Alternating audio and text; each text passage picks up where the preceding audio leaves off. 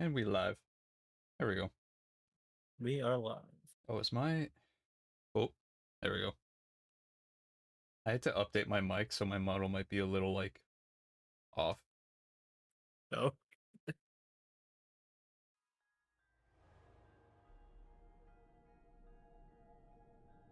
We'll try that. Okay.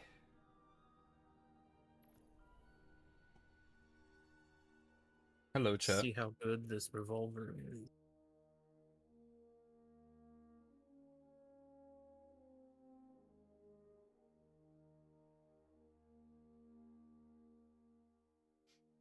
Mm-hmm.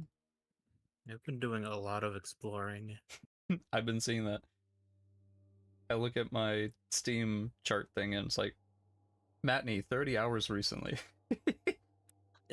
Oh, I'm glad to cause addiction when it's something good.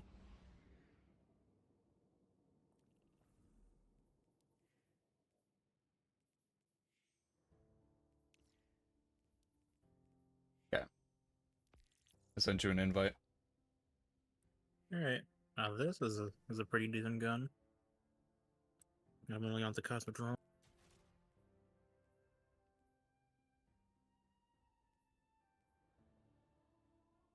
Yeah, Void will work for this. Let's take a look at you. Mmm. Oh, you got ACDC. Or ACD... Yeah, ACDC. ACDC. Your arms. Oh yeah. You're shaping up.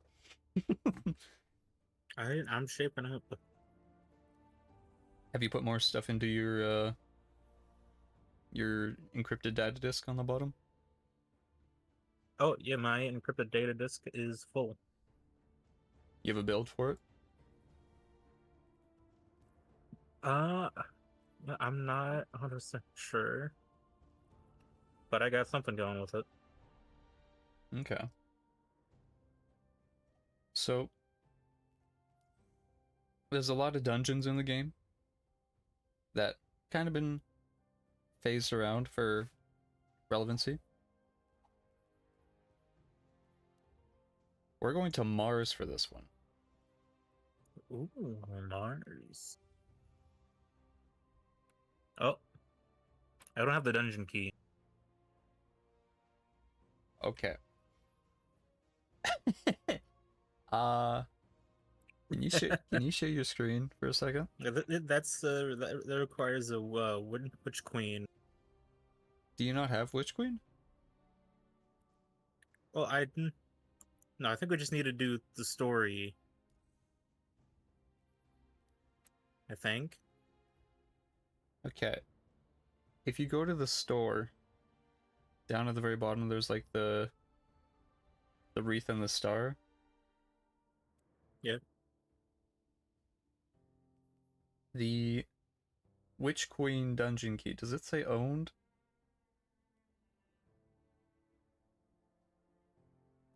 No. Okay. Well, I have access to like the dungeon at like the top of the moon for Shadowkeep, Mm-hmm. which makes me think like I got it from completing the story. Maybe. No, I think you just have that because of Shadowkeep. What is that? Okay. Well, they cost 2,000 silver. Yeah. Okay. Uh Or the bundle cost 4,500 silver. oh, I love Bungie. I can't even like give you the DLC because I own it. Um, okay. The Light and Dark Saga Dungeon Key Pack. That is $40, you're saying? 45. Which, Oh. hang on. Like, do I need to get that? To play the dungeon, yeah.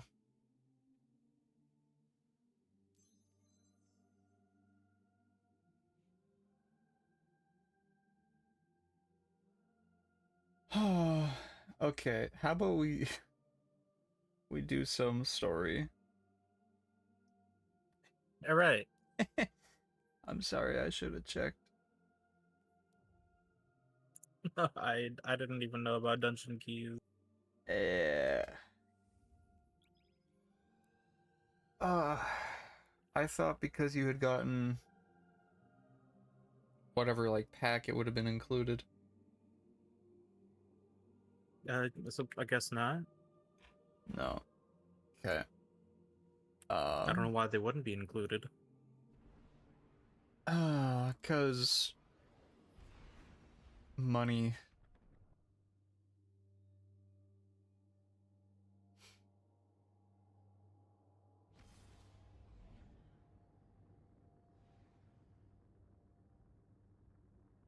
That's dumb. Uh, you have access to the Garden of Salvation raid at least, and some of the like the Deepstone Crypt raid. So when we get a group of 6, we can do that. Which, depending on if the Oilers lose, you know,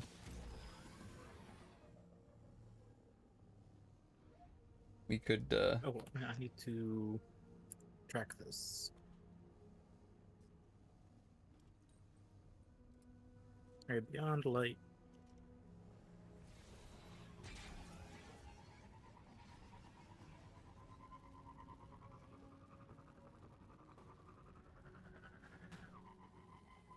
I'm thinking of buying an Xbox, like an Xbox One. Oh, Or whatever, so I can play Destiny 1 again. oh, and we can play Halo 5. Well, I don't know about all that. But I want to play Destiny 1 again. Yeah, that could be cool.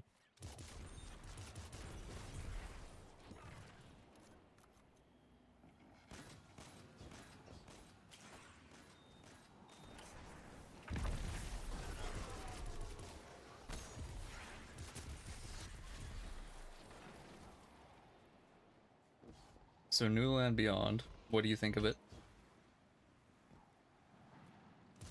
Hmm? What do you think of your sniper? Oh, it's a really good sniper. I'm picking up another transmission from Aramis. But I mean, I'd rather probably use Darcy. Mm-hmm. We have suffered a great loss today. Let me change my title. Our beloved warrior Phylax was Ghost murdered Rider. by pawns of the once great machine. As always, they eagerly seek to eradicate us. Remember, light only burns bright so long, but darkness is forever. Got some decent progress on the Deadeye title. Nice. Is this unlocked? Which I don't think I have a single linear fusion rifle kill. Oh, yeah, that, well, you have a linear, right? Like, in general? Yeah. Yeah, it's, the linears are kind of like sniper kills. It's just, Yeah. because it's a heavy, Laser sniper. yeah, because it's a heavy, it's harder. Alright, so. I'll wait for you down here. Oh. Yeah, you'll never guess what we get to do here. Oh, I never get. I would never know. Oh yeah, welcome to the Clovis Bray facility. This is where exos The are made. Clovis Brave facility. Oh. You know what? They're kind of getting that vibe from the stuff on the wall. Yeah, the it pops up a lot more in the raid that we might do, but I gotta like tune the hell out of my microphone now with stuff. There we go. Here, it's stasis time. There. Yeah.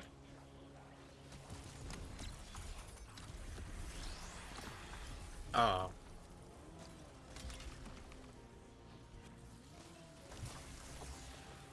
There's there is a grenade launcher that lets you create ice walls also. Oh. I don't remember how you get it, but it's it used to be the worst grenade launcher because it was insanely situational. But it's not as bad now.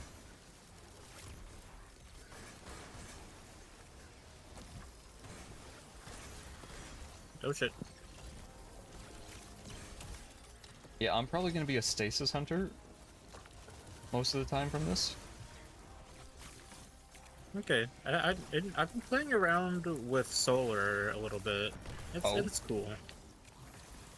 Yeah, stasis. I think for the class breakdown on stasis, hunter's the best. So Titans and Warlocks get a roaming super. Hunters, their super is tracking. So like my little ice tornado will track enemies, Oh. right? And it goes through Yeah. walls. But you also get 2 bouncing shurikens that freeze. I think Titan is probably the worst, or it was the worst of the 3. I think Titan and Warlock are pretty equal now. Arc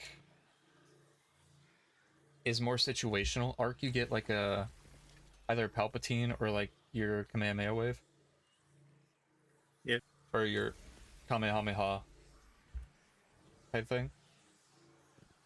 I'm here to fight for the light, and so are Void. you. If this is how we're going to do it, The base I'll 3 be by your side. are You're toying with power pretty good all none of around. us understand, and I have no control over it. If anything happens Strand. to you, I may not be able to help, but I'll do what I can. We haven't gotten Strand yet, but it's I would say Strand is probably best on Hunter or I would say Titan and Warlock are probably the 2 best, and then Hunter's a little, for the super wise, isn't as good. Titan gets like Wolverine claws. Warlocks get like a little, they shoot out a bunch of little like little treadlings.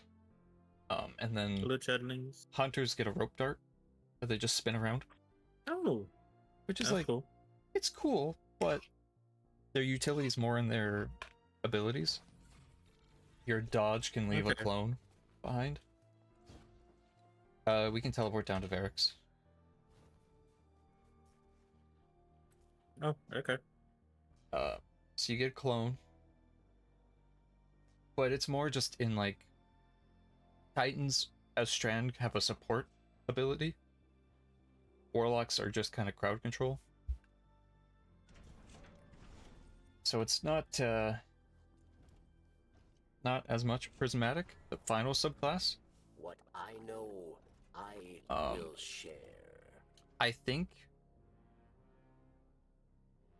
Warlock and Hunter are probably best.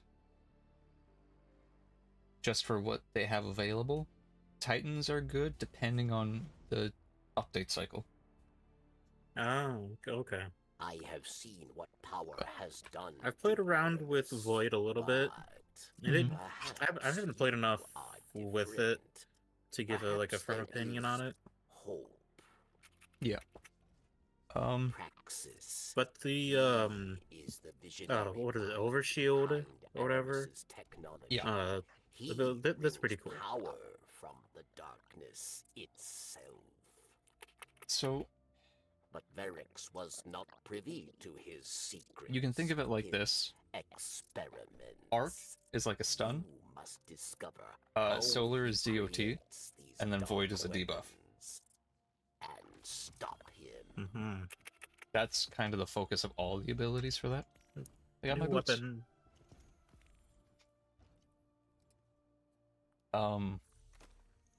Hey, and boots. So yeah, otherwise it's like because arc you have jolt and stuff like that. So you have a quick stun. Fire you have like a burn you can put on them. You can make them explode.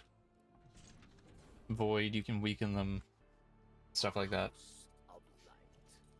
Strand is also a debuffer for stuff, and then stasis is just a complete like freeze. Mm-hmm. Because you can freeze enemies and do that. You can do a little damage over time, but it's mainly just another stun. And Prismatic combines every subclass together. So Okay. it doesn't really have something it goes towards. We're on step 16 of 34 though, so you know. Yeah. And then when we're done this, I'll probably still be alive a little bit, and we'll do we'll look at a little of the drama that happened over the weekend. Oh, what happened? I say drama, it's not even, it's, there's drama and VTuber there's drama? like drama in it. No, Destiny. There's drama and then there's drama in quotes. Right? Where it's like, this is nothing. Mm-hmm. Yeah. VTuber drama that's like that is like two talents got kicked from an org because they were dating. And That's it was it? like, yeah. It was like, no fraternizing at the company. Which, fair, but also like, eh. So here we just have to kill Vex.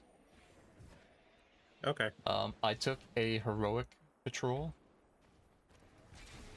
which has the waypoint over there. Ah. So a yellow patrol, like an exotic patrol, just gives you a target to kill. And it usually gives a little more reward. Okay. The drama that happened over the weekend, since Renegades hit that kind of like endpoint where it was like, okay, we're getting ready for the next update, they kind of went silent on all communication, except for DMG, like the sole community manager. Oh.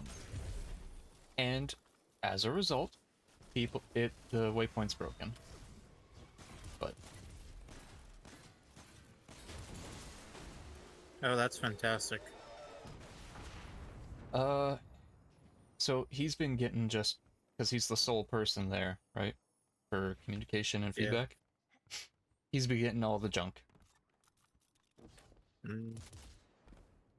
So he was kind of lamenting like, hey, I get people are upset, but can we not be toxic?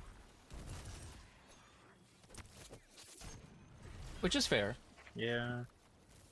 But it's also the point where Bungie has put themselves in this position, and unfortunately has put DMG in the position. And I know none of the devs are to blame. I don't know why this is. Yeah. Huh? We gotta explore this area. I know DMG's not the one to blame. The only employee I would say is to blame is the game director. Because, you know, head of the company makes all the decisions on everything.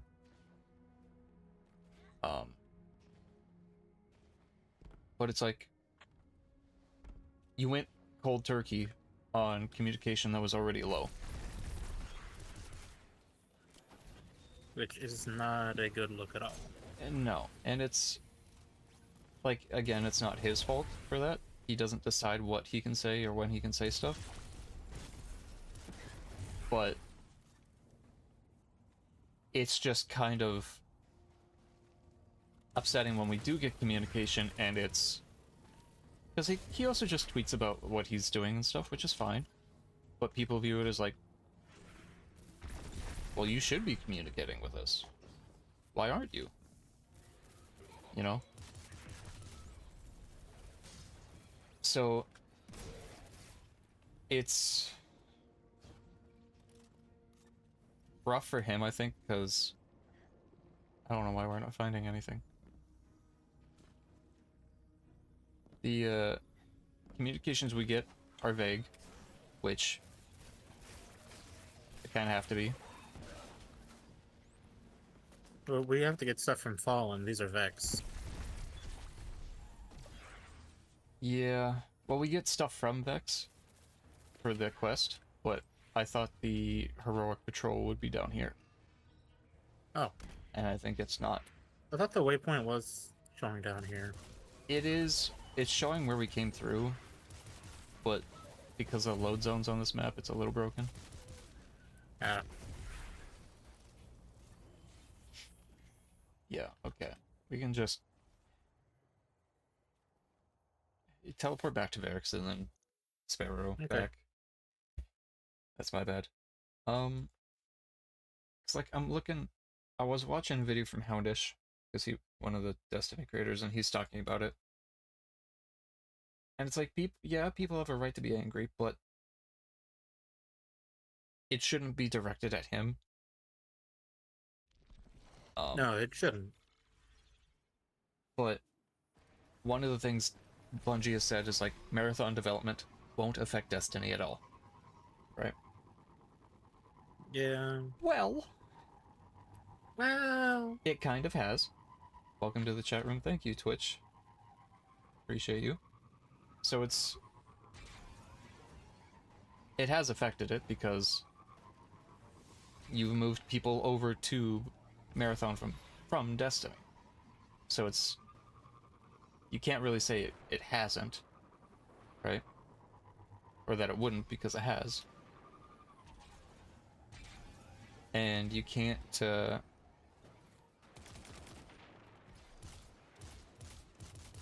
especially now, because before Marathon was revealed, the PvP team was taken away and put onto a side project, which became Marathon.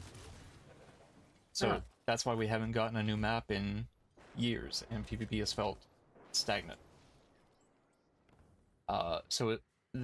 Already what they said wasn't true. But with the release of Marathon, they prioritize that more, which adds to the thing. So just going like, it will never do this, has. We were promised, Hello Fisherman, a roadmap like 9 months ago.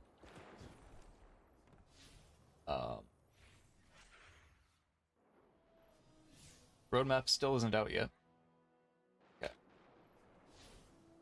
I'm gonna abandon. how are you doing on tracking devices? I'm done. How many do you need? Okay, I need 2 more. 2 more? Okay. Yeah. So it's just kind of like, There they are. we've hit the new waypoint then. We've hit a couple things where it's like, okay, you've told us one thing, it hasn't happened. Or another has happened. And people are frustrated. Darkness has set another trap. Rightfully so, It right? makes me rush to take Yeah. the bait. And Get in unfortunately, there, Guardian, because the for all our games director, sakes. I still say is a coward for not doing anything or saying anything publicly, How are you is just holding kind of up? letting DMG take I can't all the imagine brunt, how it must feel for a like all guardian of to the wield darkness. like vitriol and stuff. When he as game director could just say, hey, I made this decision, my bad. It is kind of cowardly. Because previous game directors we've had have in their own home just made a video quick, or whatever, in their own home studio, going like, we messed up, we recognize that, here's what we're doing to fix that, to change that. Here's kind of when we're hoping to do that, and if it doesn't, you gotta understand, we can only do so much. And that's kind of all people wanted, was like, yeah, okay, that's fair. You've at least told us, you've communicated. You know? Even if it's not what we want to hear, at least we can hear it. Yeah. This new guy came out once and talked to IGN, a year after everything blew up, and has not talked after. Praxis built it himself. It's a little So, hacky. not Follow me only and I'll see what I has can find out.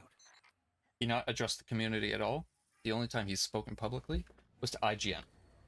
And you can't spell ignorant without those 3 letters. Yeah. So it's kind of...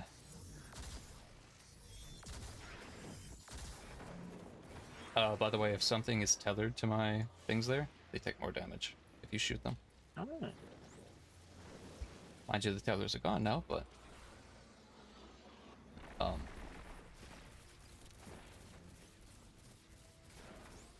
So the drama was just kind of him being like, hey, I get you're upset. Trust me. I am too. But this isn't the way to do this.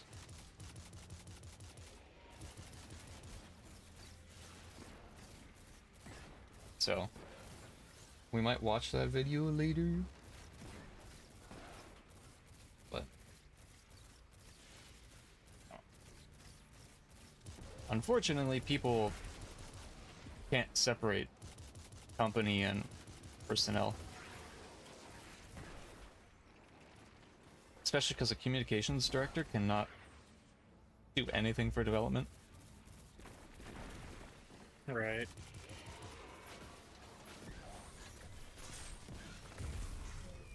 There you go, big bow. Okay, now we shoot the crystal. Now, left side.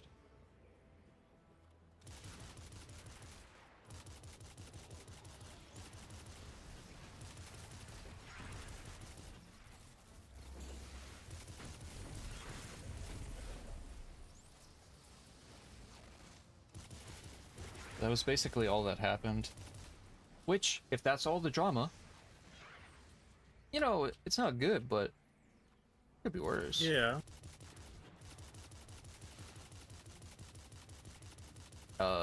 Saw Faithful Sheriff got banned in Demi's Twitch. Oh. She was watching Papa Meat's video on Faithful Sheriff, and it was like, he said the N-word. And then in Demi's chat, he was like, yeah, I typed it, so what? Using demis? Yeah. Because he was like, yeah, I said it. And? Wild thing. So she banned him, and then I see on Twitter, @Demi, be a man and unban me.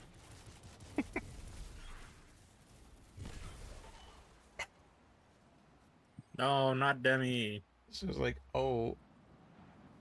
Well, I saw Demi's thing, and just that I'm so fucking scared image. With the guy crying. Fish. Hello, fisherman. Oh no. But it's just... If this is all that happens... Do we need to shoot the crystal now? Yes. If this is all that happens over the weekend, I think that's...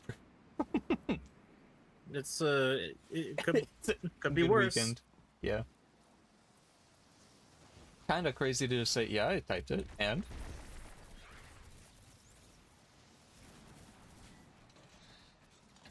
I don't expect anything else, I guess, but... I mean, from a guy calling himself the Faithful Sheriff. You know, a sheriff Using a peanut would avatar. say it. Yeah, he's being pretty faithful to a sheriff. Yeah. He's got like an anime peanut now. Anime peanut. He just put like an anime VTube, like anime AI filter over his peanut. Anime filter. Ew. Which is... Alright, dude. The weirdest, like, 40-year-old I think I've seen recently. No, literally. Alright, so this guy will teleport us up. Don't worry. Okay. Just, make sure to jump before you hit the ground. Uh-huh. Looks like Praxis found out we're trying to shut down his conflux. He sent a servitor to protect it. But, just kind of like... Such a weird man.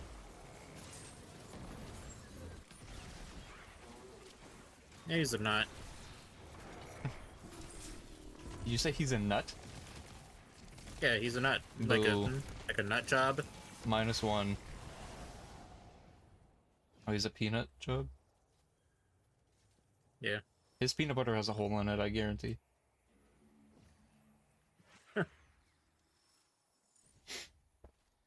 Got a signal off of that down servitor. Oh, crazy. I wonder where we can go. Find Praxis. I wonder. Okay, you ready? I am ready to go.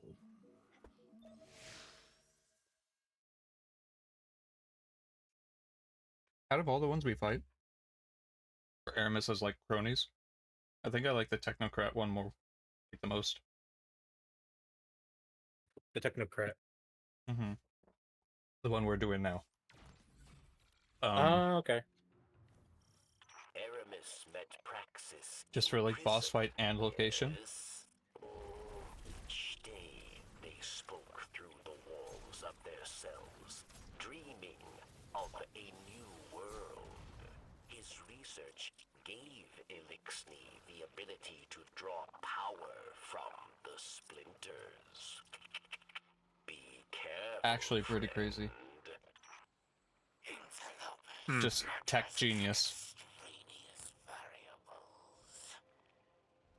But perhaps I can make use of you.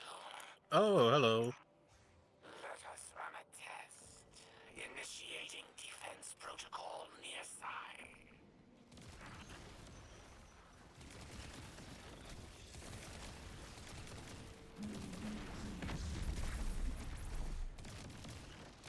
Alright. Walker's down. Alright. Nice. No. Troubling. Embarrassing. I must keep this from Aramis. The data must be clean. Okay. Well. You want to run on through? Or Guardian down. that works. I do like the giggle. That's a nice touch.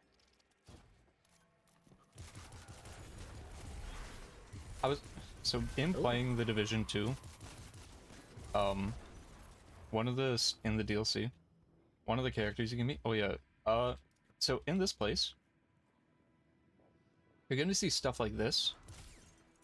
You'll also see Dead stuff like Exos? this. Yeah. Exos couldn't always comprehend being put in a new body, so they would tear themselves apart sometimes. Ah. So you will, for one of the weapon quests, you'll have to go and collect parts of the dead Exos. Well, I have found 3 dead Exos Okay. on Europa. Nice.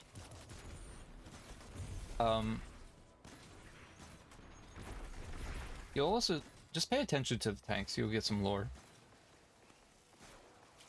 But the To the tanks, like the ones you're standing on.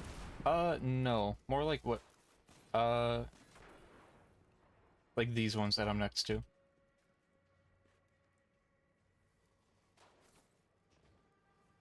See how? So. Uh-huh. You can see the different like Vex models. Oh, just keep an yeah. eye on some of those. Oh, okay. I might also point it out when we get there. But it's a little freaky just seeing like if these, imagine if these were human instead of X. Yeah, no, that's Or inside human of instead of X. Exo, and you're just walking around seeing like Exo. Ugh. as an Exo walking around seeing the same head as yours 30 times on a table. Oh, I didn't even think about that. Yeah, but yeah, there was a human soul put inside of these. Yep. Alright.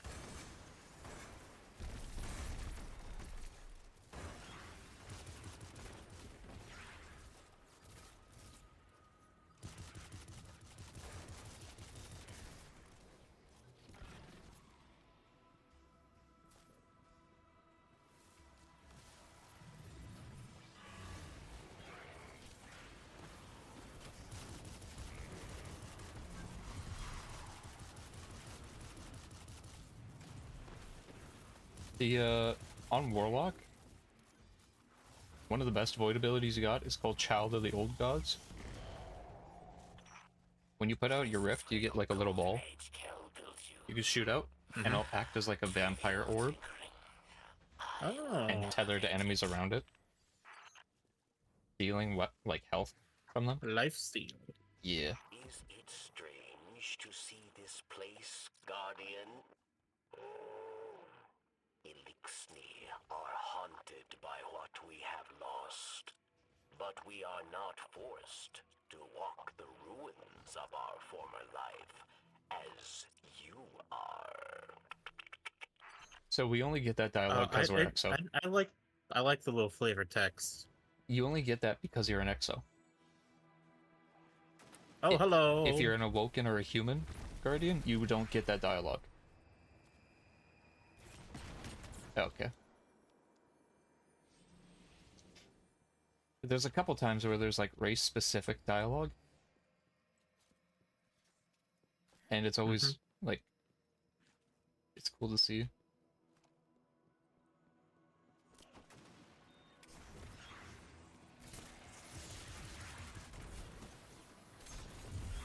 So what happened here again?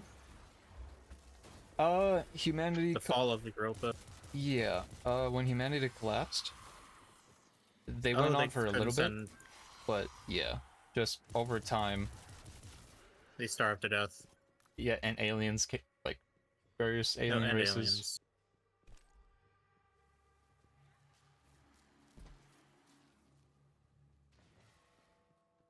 And we'll see some other stuff.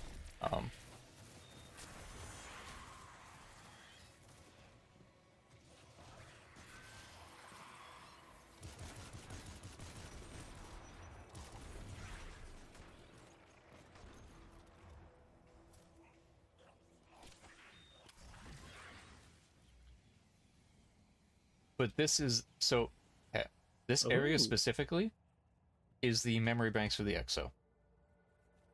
Holy shit.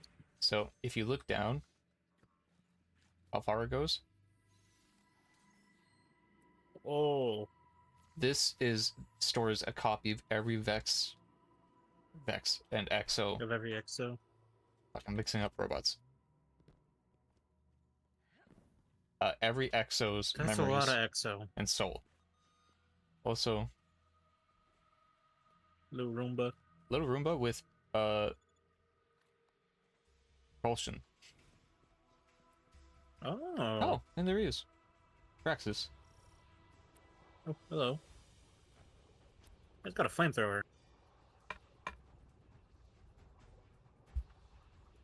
Kinda. The others did not come this far. You are an outlier, aberrant, but I can account for you. Okay, so this thing behind him, shoot that. Okay. And it'll drop his shield.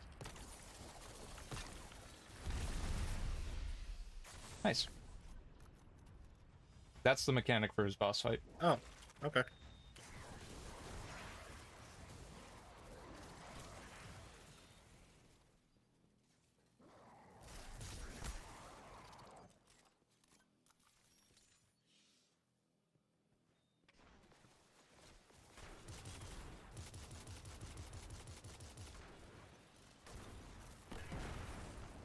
And we're getting it. So I think that core there in the center, Is that where we're going? I think that's where effectively your soul becomes like converted into data.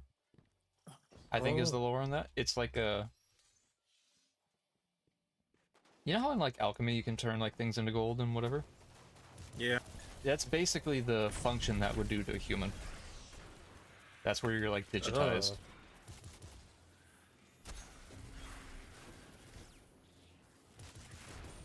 I think.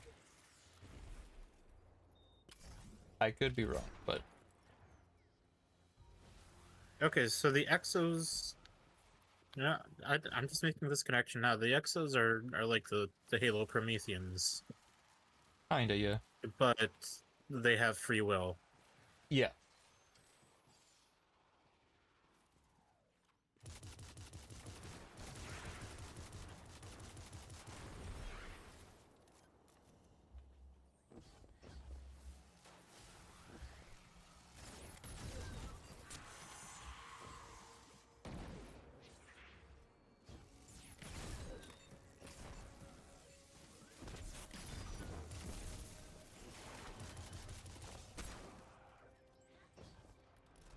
Nice. Thank you. Okay, boss room, are you ready? Sure.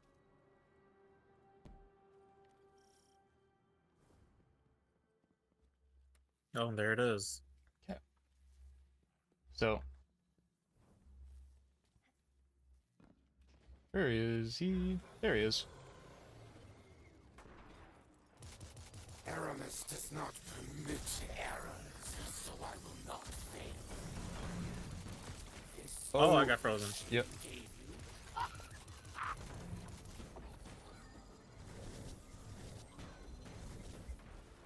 He has another one above you. Oh. I shot it.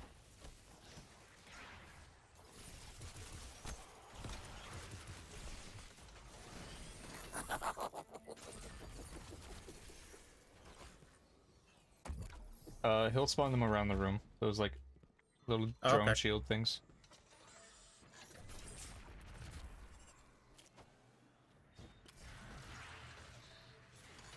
Okay. He's good to shoot. I'll focus on the drones. Come in.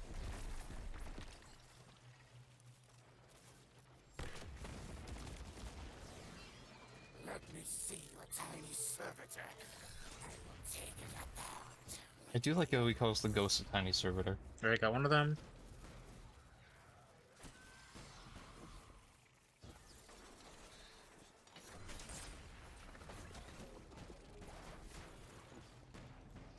Oh, the tiny servitor. Yeah, that's cute. Especially because I think there's a servitor shell we can get for ghost in the shop. At points. Oh. Okay. Shield down. You sure? Behind you. Oh.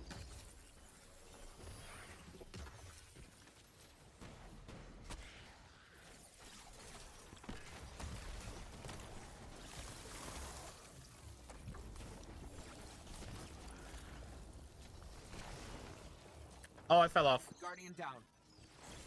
I got pushed off. We got a splinter of darkness.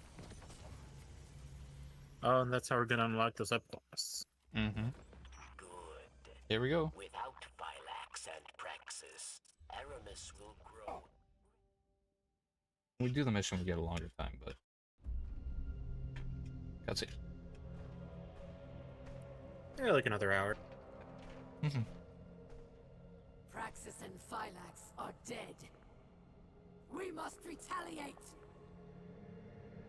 Atrax. Critus and I can handle this. Return to the crypt and prepare the body.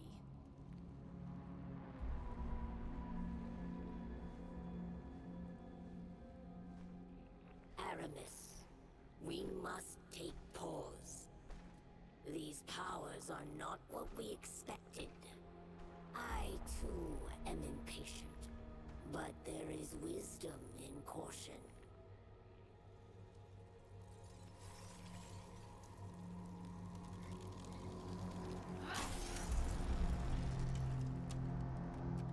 Caution? Look what caution has earned us. Our enemy exploits our weakness. Now we must act. I will give these Guardians the destruction they crave.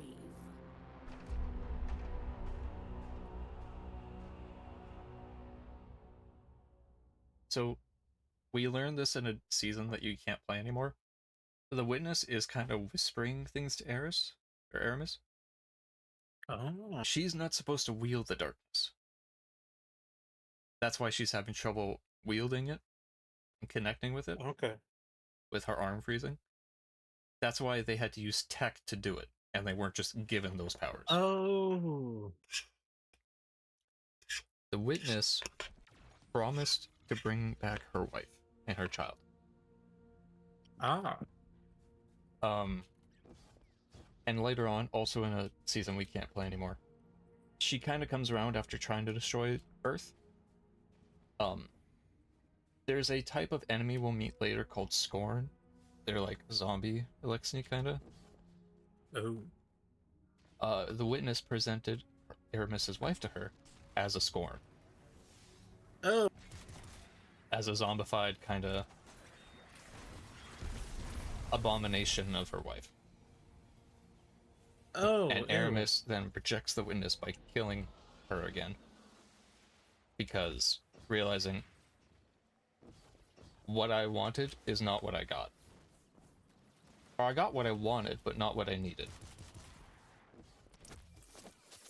Because the emotions of darkness preyed on her. Okay. So now we go back down to Beyond. Ah. She's in that season, she becomes kind of like a good person again. Where she leads Elixni as a leader, not of the light, but not of the darkness anymore. And is Okay. like, you do your thing, we'll back off somewhere else, Guardian, Hey, and we'll Vic. just... I don't even know where Where's to the follow? begin. It seems every day I know less and less. But that's not why I came here. Oh, The Vanguard has been watching Aramis, and I have important intel for you. You've clearly disrupted Aramis's plans. Vanguard scouts reported that she's fled to the Cosmodrome, perhaps to loot the remains of the old Oh, the House Bandits Cosmodrome. hideouts. Her plan is unclear, but I believe she's getting desperate. Go to Earth. Find out what her next move is. And Guardian, I understand what you're doing. Fighting fire with fire. But the darkness is not our friend. The darkness caused the collapse. By all accounts, it seeks to cause another. Don't let it lead you away from the light. The city needs you. I need you. For now, do what you must for the good of humanity. But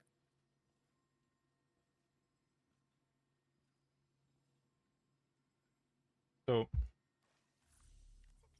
I think Zavala's writing is... he's probably the best character, I think, in Destiny, or Destiny 2 with the seasons. We see it mainly in background stuff and lore cards and books. But Yeah. his character development as like one of the earliest Guardians to be risen. Like, I think he's one of the first few thousand. Because he built... Wow. he's among the people that put the first stones of the wall that the tower is in. Oh. So he's old. Ikora used to be a warlord in the Dark Ages. So the Vanguard is old. And he lost his friend Cade because of this. And everything in the DLC before this. Or a couple before this. So seeing his main Guardian embracing the darkness, but not being evil, you kind of see his character being shaken of like, what does that mean?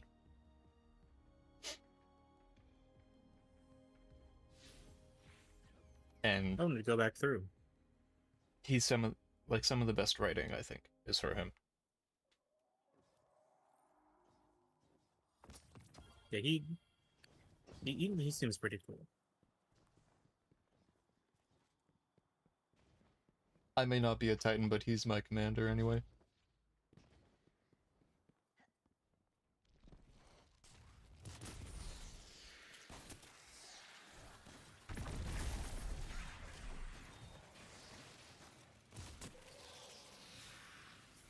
Feet fallen in the Cosmodrome. Okay. Oh, where? Where we're going. It says the Cosmodrome, the Divide, to gather intel on the location of Bacchus. Adamantine. Bacchus. Yes. And now we're in the Divide. So how long is your dinner? Question. Like, are you gonna want to do more tonight, or? Yeah, I would even do more tonight. Okay.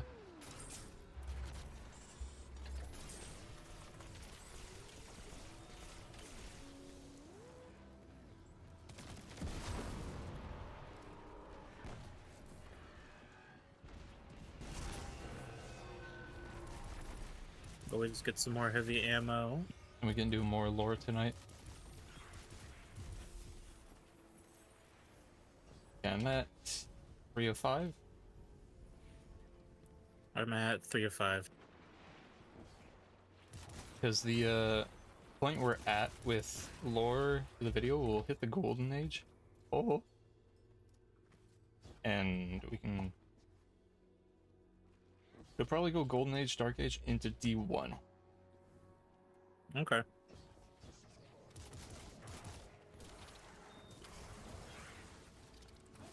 Oh, our progress is shared. Yes. Well, we have to be like close enough to each other, but yeah.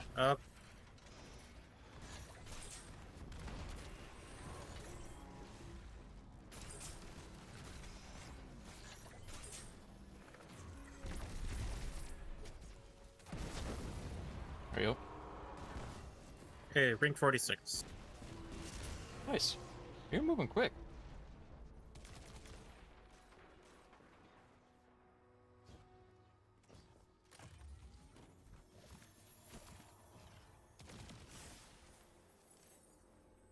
Oh yeah, like 3 of the Eververse engrams I've got.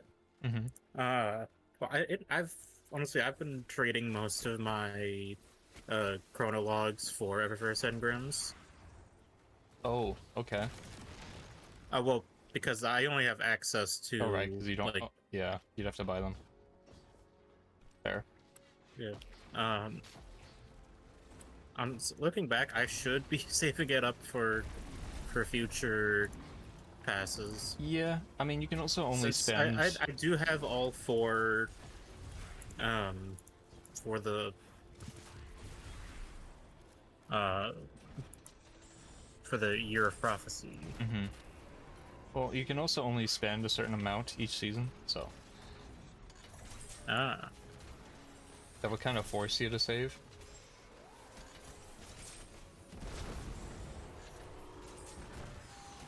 Wait, where are we going next? Backrest. So, Lost Sector. Oh, he's in the Lost Sector? Yeah. Which is... Over here. Yeah. Okay, before you jump up. You see the bridge you're currently walking on? Yeah. This was added because people were having trouble with the jumping.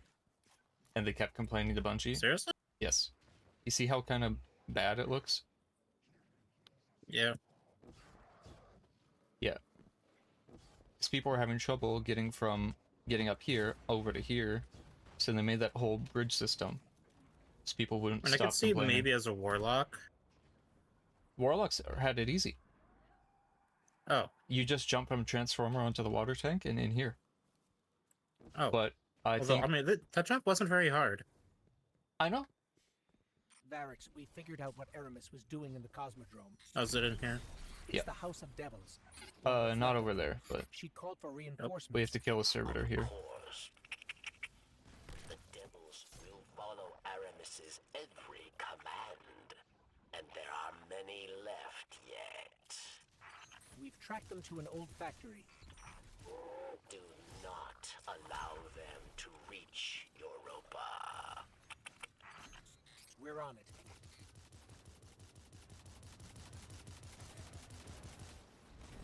There we go.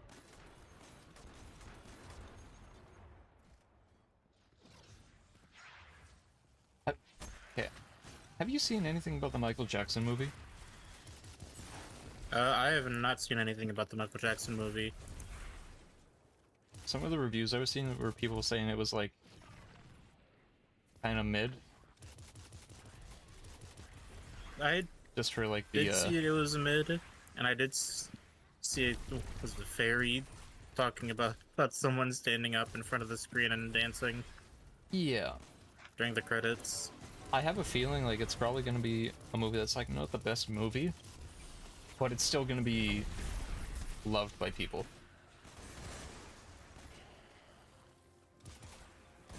Not in a thing of like, Which, yeah, that's fair.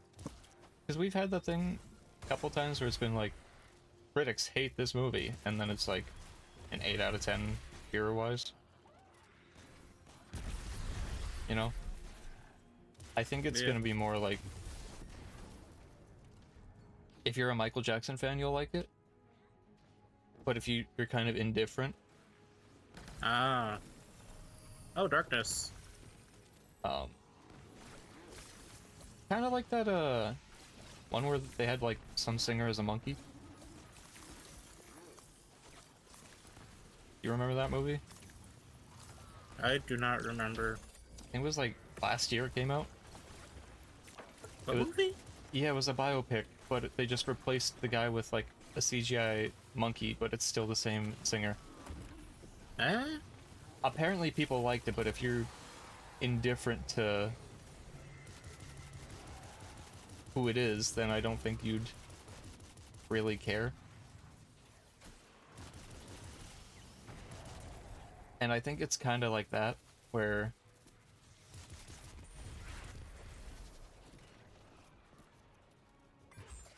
I don't know. Aramis was planning on flooding Europa with spider tanks. We've dealt with the ones in charge. Yes, our It just- comms buzz with chatter. when I was looking at Your the success has dance number, already reached Europa. um, Aramis is most and like the trailer with moonwalking unpleased. in it, there's like there's Oh, so yeah. many jump cuts With another set of where I'm like, reinforcements. Oh. Vex. it would be better if you could do it How? all in one, but Europa holds yet another Oh. dark No, yeah, secret. if there's too many jump cuts, that just Built Oh, by wait. makes it Clovis unenjoyable. Gray, What? leading The lore. directly to the Vex. Aramis intends to activate it. Then she needs to be Huh? stopped. We're on our way. I was speaking over important lore. Clovis built a portal to the Vex.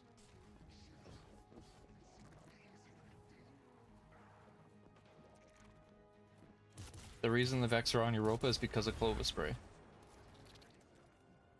Oh. So when you shoot, when an Exo Hey, dies, I they bleed white. I still have a thing to kill Baccharis. Like, I still have a waypoint in the Lost Sector. Okay, here, I will promote you to lead, and then I don't know. did it promote you to leader? Yeah, it did. Yeah, I got a thing that said it got promoted. Yeah. Varix, Aramis was planning on flooding Europa with spider tanks. We've dealt with the ones in charge. Yes, our comms buzz with chatter. Word of your success has already reached Europa. Aramis is most unpleased. She intends to react with another set of reinforcements. The Vex. The Vex? How? Yeah, this is the lore. Holds yet another dark secret. I'm not getting any Portal No dialogue? no dialogue. leading directly to the Vex. Aramis intends to We'll just run it again then. I mean, I got the one She needs to be stopped. this We're on that our they said way. about the House of Devils. Yeah.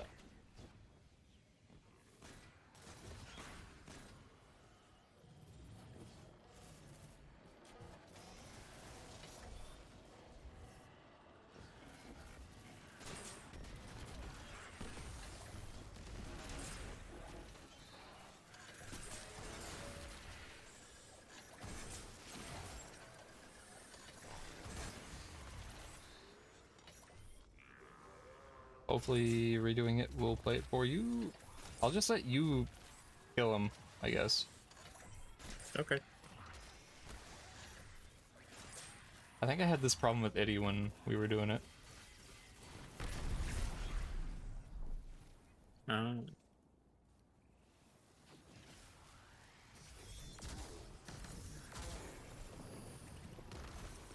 Now, see, I don't see a guy named Bacchus. I see a servitor called Dexus. He's right there behind. Oh, there he is.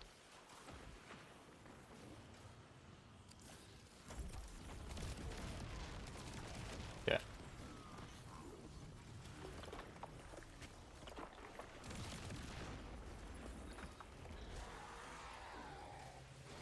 There it is. Nice. I just don't think I was close enough Hmm. to him when you killed him before. Probably. Varix, Aramis was planning on Oh, flooding there you go. Europa with spider tanks. We've Oh, dealt there, with the there's ones a in dialogue. charge. Yes, our comms buzz with chatter. Word of your success has already reached Europa. Aramis is most unpleased. She intends to react with another set of reinforcements. The Vex. The Vex. The Vex? How? Europa holds yet another dark secret. A portal built by Clovis Bray, leading directly to the Vex. Aramis intends to activate it. Then she needs to be stopped. So, We're on our from way. the way to get up here, you jump on that, and then jump to here. That's what people Oh. were having trouble with. That's what people are having trouble with? Yeah. This. Yes. It's probably Titans. I think it was console players, but... Okay, you ready to Could be. I'm continue? ready. So if you Oh go yeah, to... let me promote you again. Okay.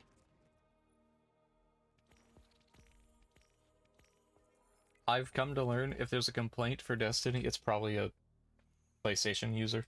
Oh, yeah. But, eh. Okay, strike time, and then that should be good for you to go do your thing. Okay. And then I'll stick around for whatever.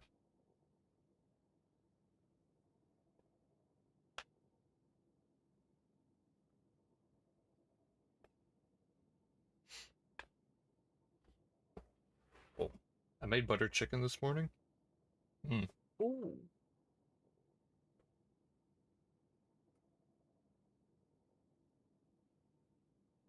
How was it? It's good. Good warm breakfast.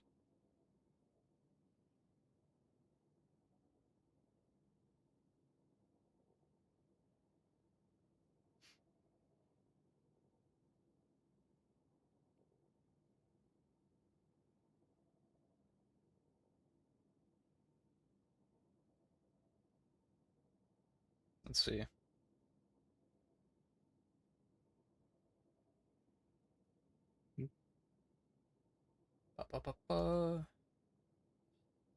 The Steam controller will launch on May 4th and be $99. The Steam controller on November 4th and costs $99. Grip-enabled gyro, 4 buttons on the back, and magnetic thumbsticks.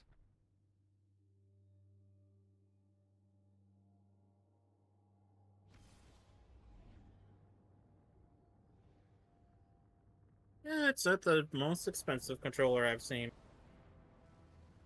There's also a Quentin Tarantino will not direct the film, but has given Sony his blessing to develop it. There's a Django and Zorro crossover movie. Django and Zorro. Yeah. Varix, we're here. How? Heading in after Aramis now. The portal within Is Zorro? was Who's Zorro? built in your golden age to study Vex, but He's- Vex escaped, murdered many. Okay, do you know, You must hurry. Don Diego de la Vega? Devastation is all we I do not. face if Okay. Aramis opens He sent you. We're on it. Zoro is like an older character.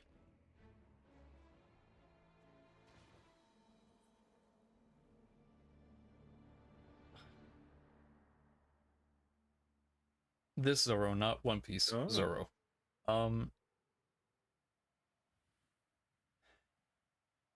Guy Williams used to be Zoro. Okay. A lot of people have played It looks Zoro. cool. Like Anthony Hopkins. You know, like a lot of people. But he's an older like Spanish hero, and I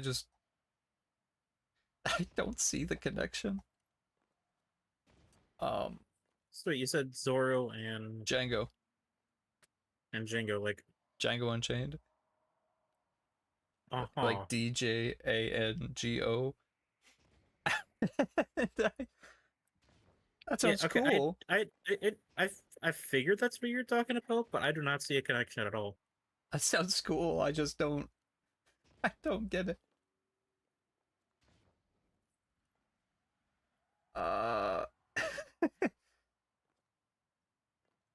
I guess. I'm sorry. I'm just looking at like what's.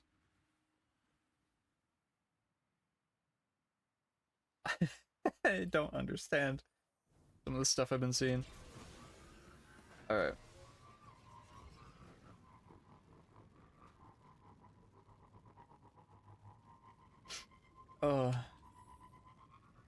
I guess, bro. Oh, we're back here. Yeah.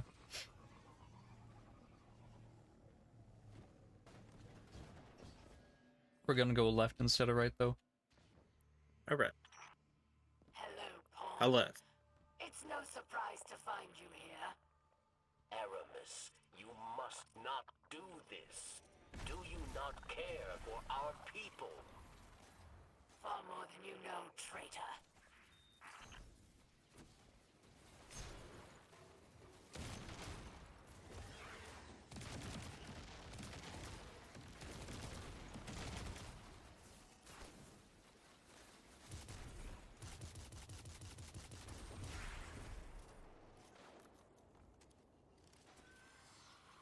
Good shot. Oh, we have a third now. A third? Yep.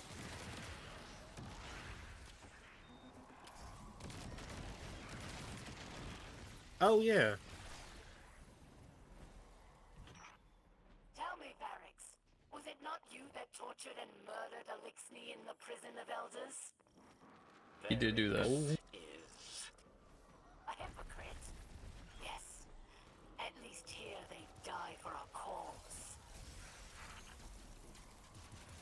Oh, get him.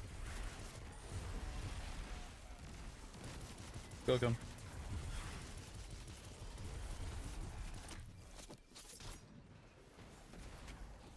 Varix was kind of that,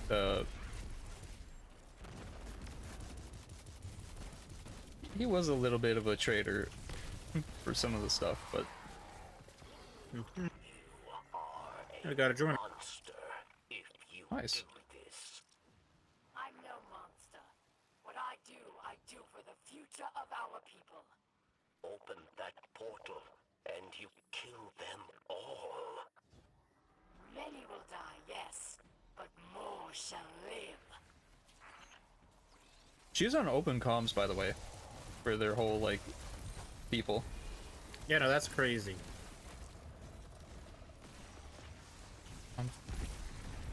At least nobody would talk like that in real world stuff, you know?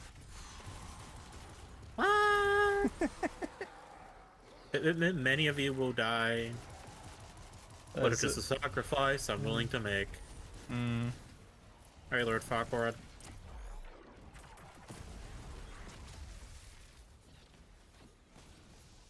That's totally the only other person to say something like that.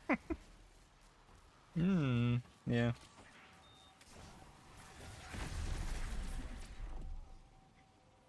Imagine.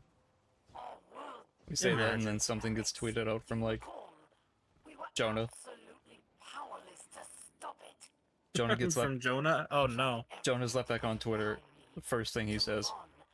But in my head, I could not silence the collective cries of our injured and dying. But then, darkness presented itself, and I took it. Finally, Barracks. Finally, I felt I could do something. So go ahead. Call me a monster. But do not doubt that what I do for the future of our people.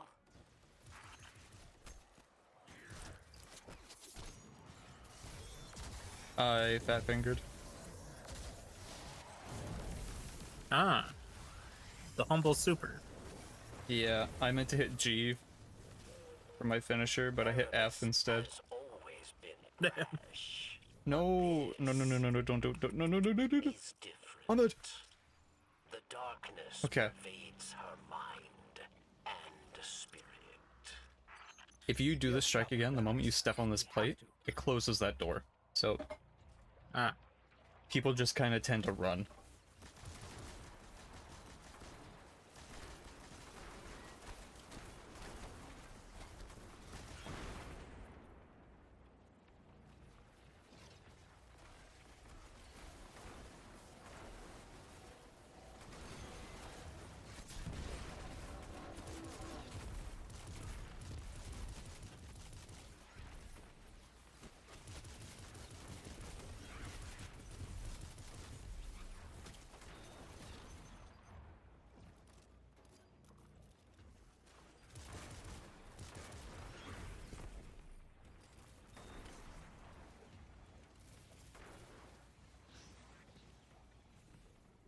%, 95.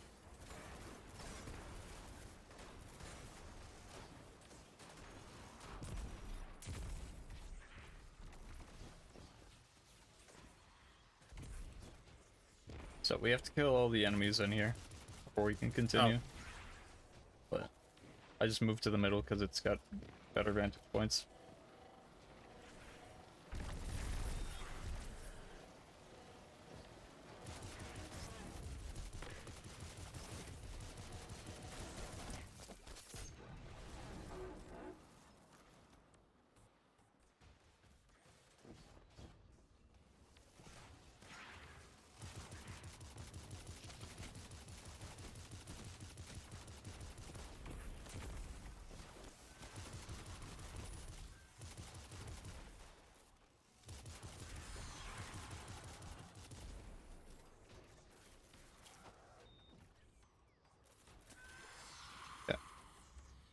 Boss room.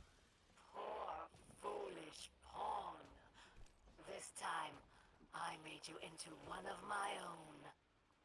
There she is. Unfortunately, you're too late.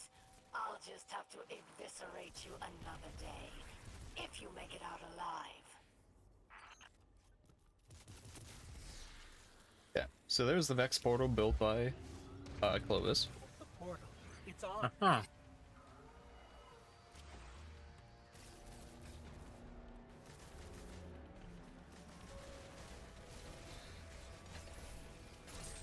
We actually have two bosses in here. Oh. The small Hydra and the big one. Okay.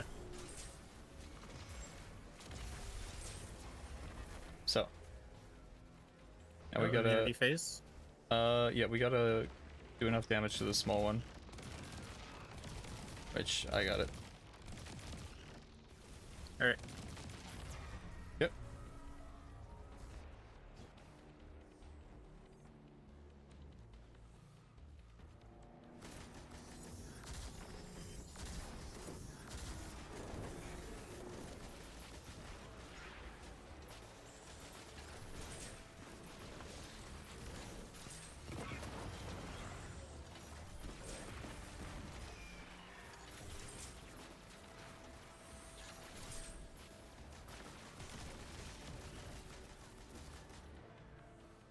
Making good progress. Okay. Yeah.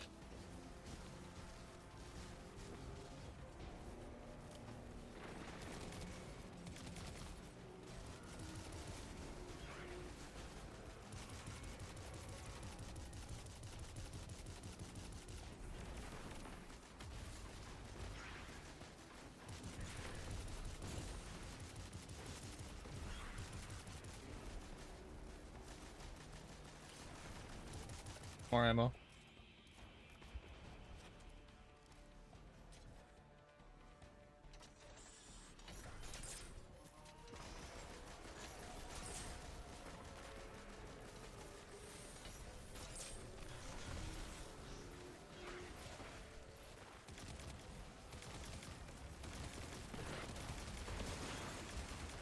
Nice.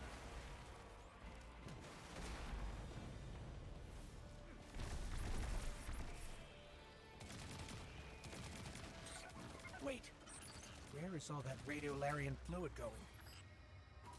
Aramis, what have you done?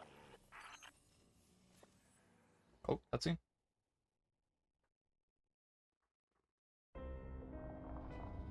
Ours was a world of prosperity and peace, not unlike your golden age. We worshipped the great machine. But fate intervened. With it came a whirlwind of destruction. In the chaos, the great machine fled, abandoning us all. Aramis, like most, was left consumed with rage. In the wake of loss, Aramis rebuilt a life, found new family, one forged from anger. Aramis saw only destruction of that which abandoned us. Varric's fears for Elixir lives. At the command of Aramis, they will meet their end. We all do. We must all make choices. Aramis chose herself over her people. If Aramis is to succeed, the great machine and all who follow it will meet their end. In darkness, there is only one truth: death.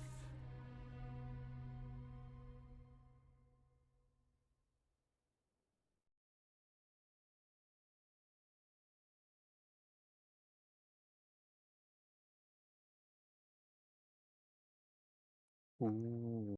Big uh-ohs. How much time do you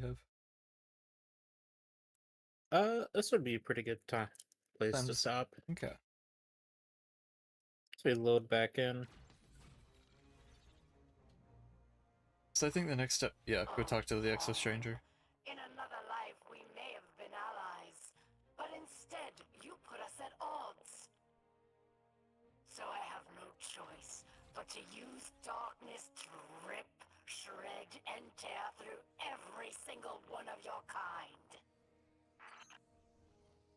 Do some Darkness is more a exposition. parasite. It burrows its way into your Oh. soul and feeds on your most selfish desires. Your every wish, tainted and twisted, as you become the very thing darkness wants you to be.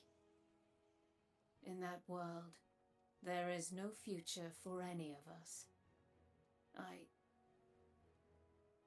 have witnessed this firsthand. I refuse to let it happen again. So know this as you step away from the light once more. Inside us all is the strength to control darkness. We need only look inward and remember why we're here. We are humanity's final salvation. Oh, interesting. Here. I want to know if your thoughts on her final bit of dialogue in that. In the text, or Her voice lines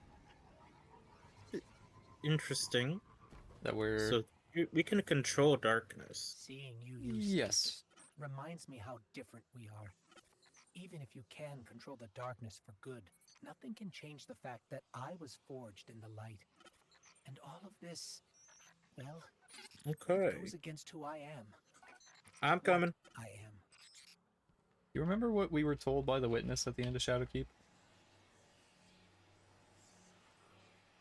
Oh, I do not remember. He said that they are our salvation, Yeah. and then she said we are humanity's final salvation, Mm-hmm. as we are collecting different aspects of the universe. Uh-huh. All right, we have one last one to do, which is a good place. Oh, wait, I need to... We're 26 And a out of 2. 34. Wow. So we can get this done tonight. Yeah. So then, you gotta go get ready for your thing. I will hop over to my warlock. Keep doing stuff. Because the next part continues into a longer section, so On to a longer section. yeah.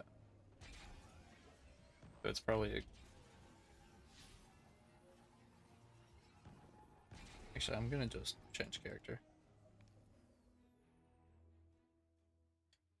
And then when you're back, we'll do a little lore watch and then continue. Alright. Maybe do a dungeon. So you've only done 2 now, right? You've done Grasp and Prophecy? Grasp. Hang on.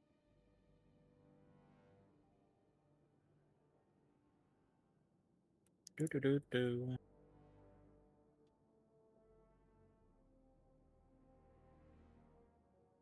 Prophecy and Grasp, yeah.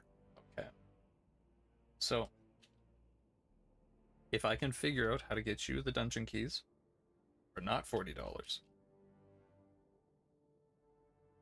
we have 6 more dungeons. Wow.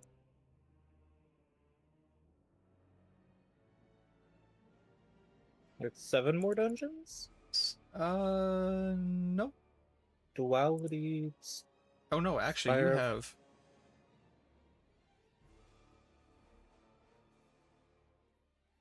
8 more I have dungeons. 1, 2, 3, 4, 5, 6, 7. I have 7 more. Okay. Because you got the Legacy Collection, right? Yeah. Okay, yeah.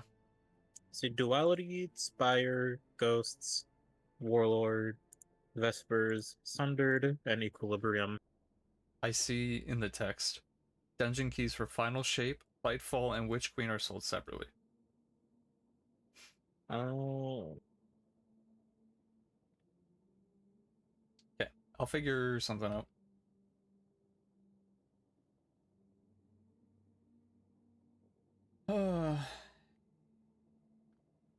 It might just be like, I don't know.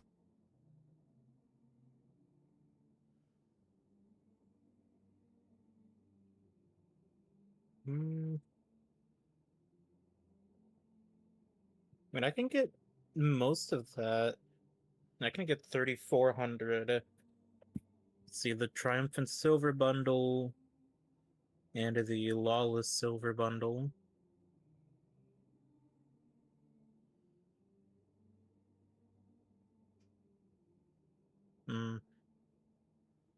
Because, so for the dungeon keys, what you would need, because did you buy the Ultimate Edition for Prophecy? I did. Okay. So that should give you the dungeon key for that.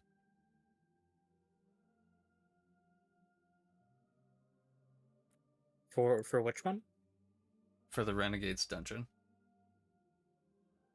Oh. Maybe.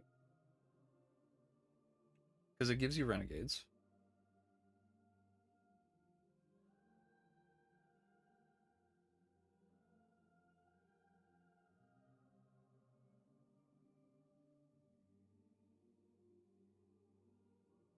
Yeah, okay. If you got the Ultimate Edition, it would give you the dungeon and raid content. So what you would need would be um the Light and Dark Saga dungeon key pack. And then that's it. That seems to be the case. I love Bungie. Alright.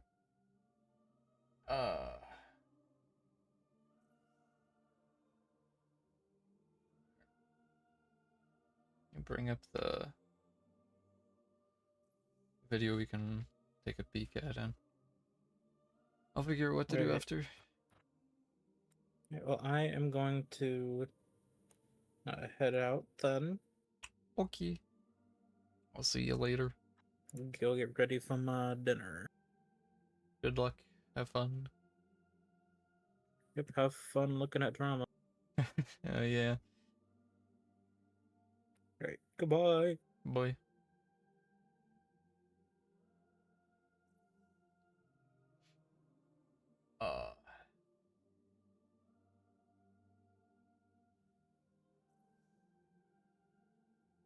Okay, let's pause that.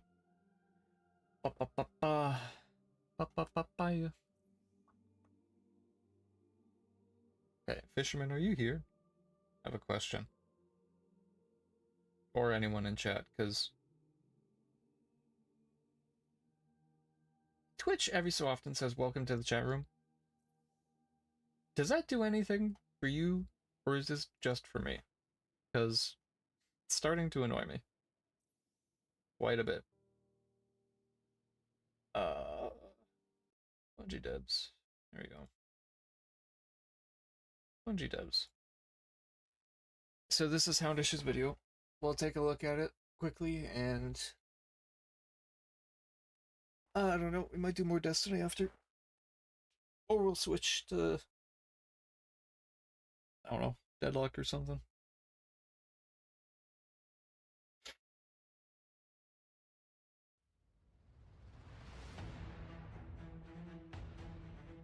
Alright, so some more interesting Destiny discussion today, I suppose. A bit more drama over the weekend. Surprise, surprise, we are the Destiny community. And we do things certain ways, that's for sure. That's very much true for Bungie as well. Bungie like to Bungie stuff, don't they? In their modern Bungie way. But in response to some behaviour in the community recently, DMG said some days are incredibly difficult. I will continue to do the best I can by this community as long as I'm given the opportunity to. And I fully understand the frustrations. Happy to hear you out and pass along the feedback during the best of time. Well, we will also pause and talk at points, but not a whole lot in this to disagree with or mention on. Times, all the rough ones. I know that many need to see action, and words are only a piece of the picture until something ships. And this tweet got a lot of attention, really, but in terms of what he was referencing, it was comments like this. And the first one was reasonably honest at the start. I like the radio silence for months, and endorsing a whole of the game while the other one drowns. Then they say respectfully, I hope Marathon gets the Destiny 2 treatment. And then some are obviously more toxic. Yeah, shut your trap. We all know it's just a bunch of bullshit, so you guys working on Destiny can keep your jobs. Bunch of clowns over at Bungie. If you want to work on something, work on your resume, Mr. Comms Manager. And so DMG is generally actually, I take that back already. The first comment, he says respectful or honest. I don't think I would call it that, but, you know, wishing the other game to do poorly is not really what I would call honest. I get the sentiment, though. I get being pissed, but it doesn't really help anything to be like that. Realistically, I think the main problem right now is the list of priorities they have. They're wanting to prioritize the new content, which is fair. The problem with that, though, is that there isn't enough in that new content, I think, to be worth prioritizing.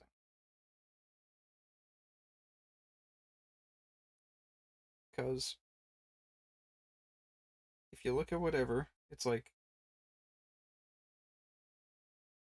Marathon doesn't have the same, I don't know the word, infrastructure, I guess, to warrant just focusing everything in on it. But they really don't have any other choice.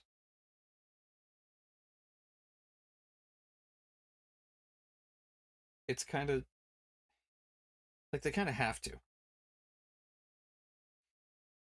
But I don't think I would call this honest, because this is also just the same downer type of thing we've been seeing. Then they say, respectfully, I hope Marathon gets the Destiny 2 treatment. And then some are obviously more toxic. Yeah, shut your trap. We all know it's just and then, yeah, it's... This person's just a dickhead. Of bullshit. Work on your resume, Mr. Comms Manager. And so DMG is generally referencing the fact that he gets quite a lot of hate from the Destiny community at the moment online. And we all know realistically that frustrations about Bungie's handling of Destiny, the state of the game right now, the lack of communication, the last kind of 10 or 12 months we've had as a player base for the game has been absolutely brutal. So most of the frustration is completely justified. I think one of the problems with DMG's position, when we look at how Bungie are communicating in general, the twids have been very empty, and official lines of communication about where the game is going are pretty much dead, right? DMG has been the only person giving us any kind of a lifeline in terms of where the game's going and what we might see in the future. He's been speaking quite a bit recently with vague teasers, which I'm sure, to be fair, is probably the most he can do, as Bungie aren't ready to more clearly outline what their plans are. And this isn't a justification for toxicity by any means, but what I'm saying is that there's nowhere else that people feel they have a direct outlet or line of communication to Bungie. And I think the result of that is that an unreasonable amount of the frustration will actually land in DMG's lap, right? Because outside of shouting into thin air, players have really nowhere else to go. But like I said, that doesn't... I think, again, that ties into the fact that we have a community, we have a game director that is AFK, MIA, just not around for some reason, and refuses to engage with the community in any way. So it falls on DMG, which isn't fair. This isn't the position he signed up for. He definitely doesn't get paid enough to deal with all of this. So they need to figure out their priorities if they're just not going to say anything. Because Tyson Green, again, day after day, unless we hear otherwise from someone, is a coward for just hiding behind DMG and others. Just full on. So it shouldn't fall on the community manager and other devs with a public Twitter or Instagram. But they're not doing anything to curb it, so DMG has a right to complain, but any other Bungie staff that are hiding have nothing to say. They have no right to complain. Justify personal attacks or abuse, because in the end, DMG isn't the one who makes decisions about where Bungie actually go with Destiny. And he realistically is probably quite separated from the machine that actually makes those choices, right? So we'll have to keep all of that in mind. And I guess that one I disagree a little on. He's probably removed from the development machine, but on what gets communicated, he's the head. It was his decision to say that we're getting a roadmap. It's been his decision to say most of whatever, and like they have to agree on what actually gets said. But to say he's removed, I don't think is fair either. He's the direct line of communication. He is the sole pipeline. He has to know and be involved in that machine. There's no way for him to not be involved and still be able to be an effective communicator. That one I don't agree as much on. I guess another component of this is that because DMG has had this desire to communicate, and when things have been going wrong, like when he promised that we would get a roadmap, I think DMG has kind of been seeking to calm the concerns of players and say something more forward-facing and positive about the franchise overall, right? And I think ultimately that's why that roadmap conversation ever began, because if you pay attention to DMG's timeline and activity in the community, it's very obvious that he's loved Bungie games for a long time, and that Destiny is something that's actually quite important to him on a personal level, right? And to an extent, that has to fund this desire to be able to say something good, right? To do his job ultimately. And while it's not a justification for making promises that can't be kept, I think it is part of the reason that those things ever happened in the first place, right? Because he as an individual has an aspiration to do his job well, but also, like most of us as players, I'm sure he wants to see Destiny in a better state. But it's interesting looking at responses to this tweet because it's a real mixed bag, right? You've got kind of supportive replies, and even many of the supportive responses highlight that the Destiny 2 situation is very real and that you can't really get away from it. Other folks will reference some of the things that DMG has said in the past. Like, real confidence is saying strong as you have, remember that? Okay. Current D2 situation is frustrating, no doubt. We all have thoughts and feelings, no doubt. What's sad is this inability to express frustration without dehumanizing or condescending people that's been socially normalized. That'll never be okay. And then just using DMG's own tweet of like, we need to build momentum. I get the sentiment of just saying, hey, we need to do this. But that immediately being followed up with like 2 months of silence, horrible timing. Like when he said we need to build momentum. And you can see how the community feels, obviously. Like, blue check marks so you get put out first for people, but 15 likes, 583 views, 9 likes, 285 views, 20,000 views, 1.2k likes, 8 retweets, probably a couple, maybe 4 quote or whatever, 12 comments. This one's viewed more favorably because this is the general consensus is like, you're the reason you're getting this. Most people only see stuff like this, or hey, there's a roadmap, or hey, whatever. They see this, and then that's all they hear. They don't look at YouTube videos, they don't look at forum posts. Even if they see this, they might just see a YouTube video talking about it. So they just know, we need to build momentum and maintain it. And then we get ghosted for months on end. So it feels like a slap in the face. Maintain it, and that's ultimately become a bit of a meme, unfortunately, because it absolutely didn't really happen. With the minor caveat that actually, in Renegades, while I know a lot of people didn't play that stuff, for those who were still committed to Destiny at the time, there was a sense that maybe it was the beginning of things potentially getting a bit better, right? And it's really unfortunate because even if you enjoyed Renegades, it was a short-lived experience after a month or so. Arguably, we were in a worse position than we were before Renegades because it was at that point that the communication shut down entirely as Bungie sort of started to focus on yeah. Sad and crazy the game director, assuming there is one, doesn't simply put out a state of the game, something multiple past game directors have done. Just tell us what, if any, future there is. Making DMG take the entirety of the Destiny PR is certainly a choice. Which is what I've been saying for a while, is like, when you look at other games, not just other game directors, we've had other game directors where they've put out a video, they've put out a statement, they've streamed it, you know. Obviously, we've had game directors that have actually played the game. I don't know if Tyson Green even exists, or if he's just an AI thing they put out. I don't know. But you can see the sentiment. 155 likes, 3 retweet, 8 comments, 7k views. The fact that we don't know who it is at all, or if it's still Tyson Green, is concerning. You look at No Man's Sky, Sean, the director for that studio, he directed any negative comments that the team would have gotten before they had like their first free DLC. He directed all that hate to his personal inbox. He took all of it. He's been the sole communicator. They have community managers, yes. But he takes all the criticism onto himself because he realizes, I'm the one that makes all the choices. Nothing gets put out into the game without me knowing or saying something about it. So he takes all the brunt of it. He is like the most forward-facing community director or game director I've seen. If it's not like a studio head. So the fact that Destiny, it was at one point valued at $3 billion somehow. A $3 billion studio has a game director that is nowhere to be found. Makes no sense to me. This one, I think Houndish reads this one, but I think he stops here. These aren't personal attacks. It's us just calling you guys out on your BS. Don't like it? Tough.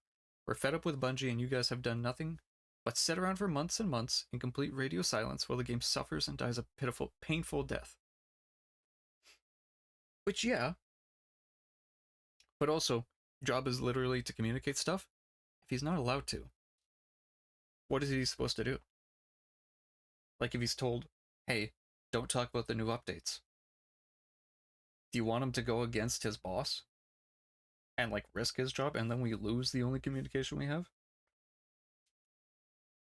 At a certain point, yeah, you can be upset with stuff DMG has said or done, but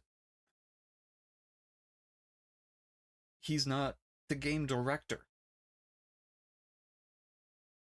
I keep saying it. Every single time we have a problem, it goes back to the game director. The higher ups, the powers that be, whatever, don't want something said. DMG, his hands are tied. And he's allowed to complain. These are personal attacks because, like we saw before, someone saying work on your communication skills in your resume. It's not a personal attack, but it's like, I know he's gotten them. I can see his own tweet, like, replies. I know people don't like him. Getting ready for the launch of Marathon. Someone else said, what's the point in sharing these pictures? These comments are extremely valid, and it looks like you're trying to gain sympathy instead of actually addressing anything. Your job is literally to communicate stuff to and from the community, and you are not doing that. These aren't personal attacks, it's just us calling you guys out. And again, I would point out here that while DMG may not be doing that communicating that we all think is so important, it unfortunately is absolutely not DMG's choice as to what can be communicated and when. And we have the proof of that in the past, right? The roadmap comment is exactly that. DMG said something that was ultimately out of line with what the people in charge of Bungie were planning to do, right? It wasn't the time to make that promise. So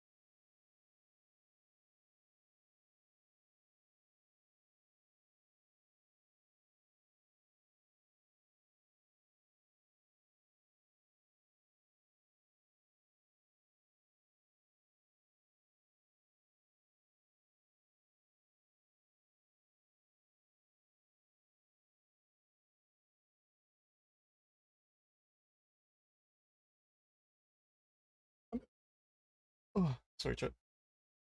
Yeah. Ah, let's rewind a little. Yeah. So, again, restate. It's not DMG's fault that he's not allowed to say certain things. However, in the past, he has put his foot in his mouth a couple times. So, it's not like it's unfounded criticism or just random. Is absolutely not DMG's choice as to what can be communicated and when. And we have the proof of that in the past, right? The roadmap comment is exactly that. Yeah. DMG said something that was ultimately out of line with what the people in charge of Bungie were planning to do, right? It wasn't the time to make that promise. So to a degree, we have to be careful what we wish for, and we have to remember how a corporation like Bungie actually works. Mactic said, I wish people could decouple their completely justifiable frustration towards the state of the game from the way That's like separating art from the artist type thing.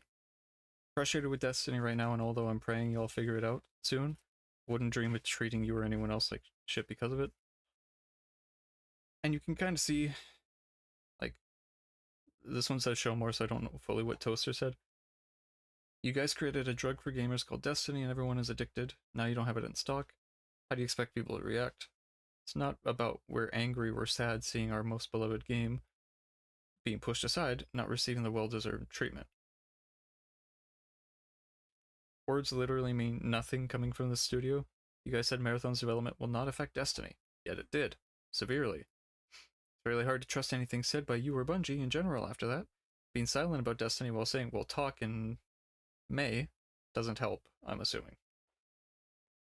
And going, yeah, saying Marathon's development will not affect Destiny after it already had.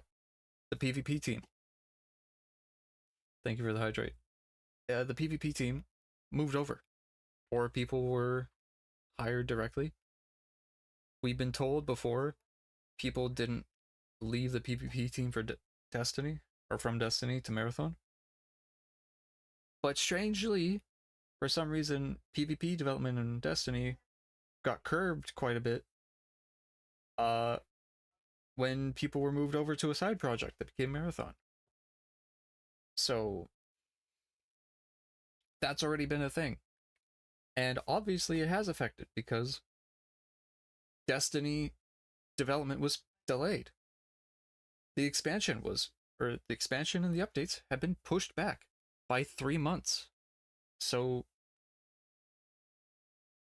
if I look right here, Reward Pass, 42 days still. Obviously there has been a delay. Obviously development has been impacted. So this was a lie. Maybe not one intended to be, but it's not something you should... It's the kind of thing you shouldn't say because you don't know what's going to happen. Oh, last week, it came out that people in the studio is now roughly 400 developers on each game. Some moved over from Destiny into Marathon. Destiny used to run on the entire studio. Now it's half. It's half, and they had 300 people get laid off. So obviously, and that was from various teams, but obviously, Marathon's development is affecting Destiny. Like Toaster says, severely. So,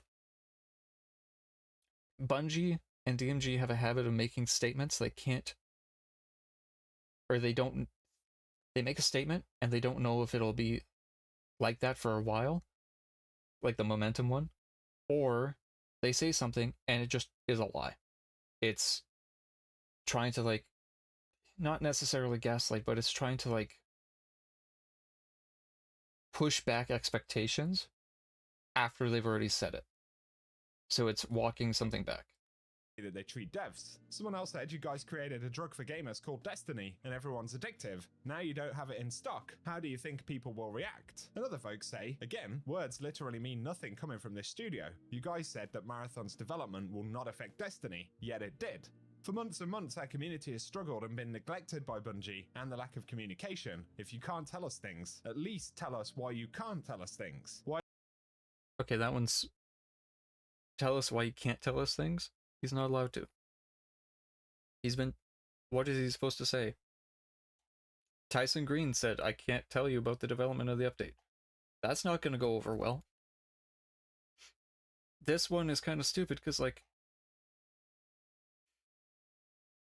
why can't you tell us stuff? It's in active development, or he's been told not to. This is a little more common sense. Tell us why there's no roadmap yet. Because he spoke out of turn, I guess. They're working on it. They don't fully know. That's the biggest thing, and we've heard literally nothing. True. I know this isn't necessarily helpful, but nobody could pay me enough to go back to leading comms on a big live service game. A sociopath segment of the audience is just always too engaged and dominant in these online communities. True. It's the small majority. That's like the best way to describe it. Everyone is vocal, but there's a small group that is majority of the comments that is the loudest and most vitriolic. And then Luke CV, I wish people were more respectful. Looking forward to June. Excited for the raid and dungeon refresh. I think every person playing Destiny right now, however they feel towards Bungie or DMG, is looking towards, maybe not looking forward to, but they're looking at what will come in June. Is this the point where, okay, yeah, game's just dead, we just drop it fully? Or is this like a little glimmer? Is this like a 30th anniversary, like, you know, another little like content drop where into the light type thing, where, okay, we can bounce back. This is a launch point until we hit the next situation like this in a year or two.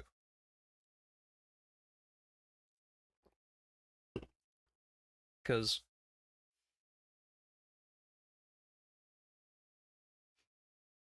some of the lies we were told, right of the 9.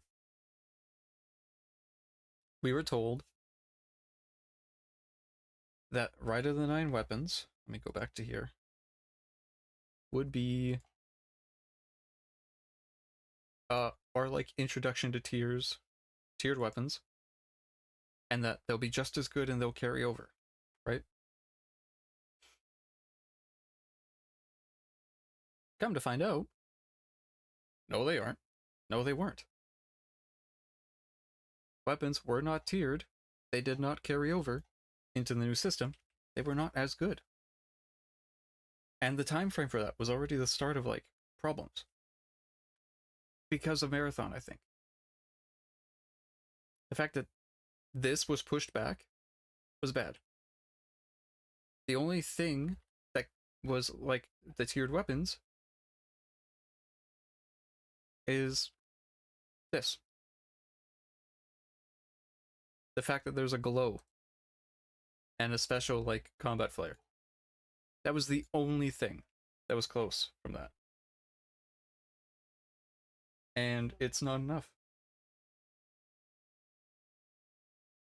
Why is there no roadmap yet? That's the biggest thing, and we've heard literally nothing. It goes on, we get it. And there's a funny duality to... I see why they keep putting feet in whatever in trailers and in cutscenes with the emissary. They keep putting their foot in their mouth. That's it. They like the toe cheese. They say one thing and immediately it doesn't work out.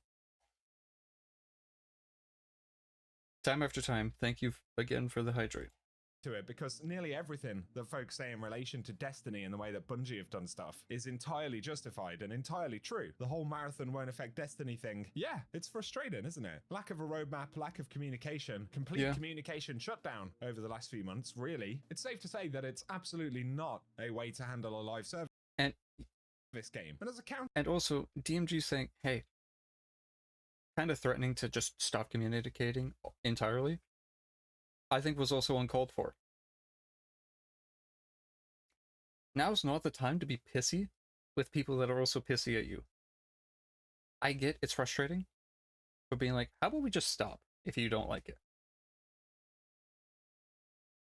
like you've been giving us anything to begin with. That's not how you should react. That's a child's response. When they get yelled at, to yell back louder. And that's not what you should be doing as a company or as a community manager.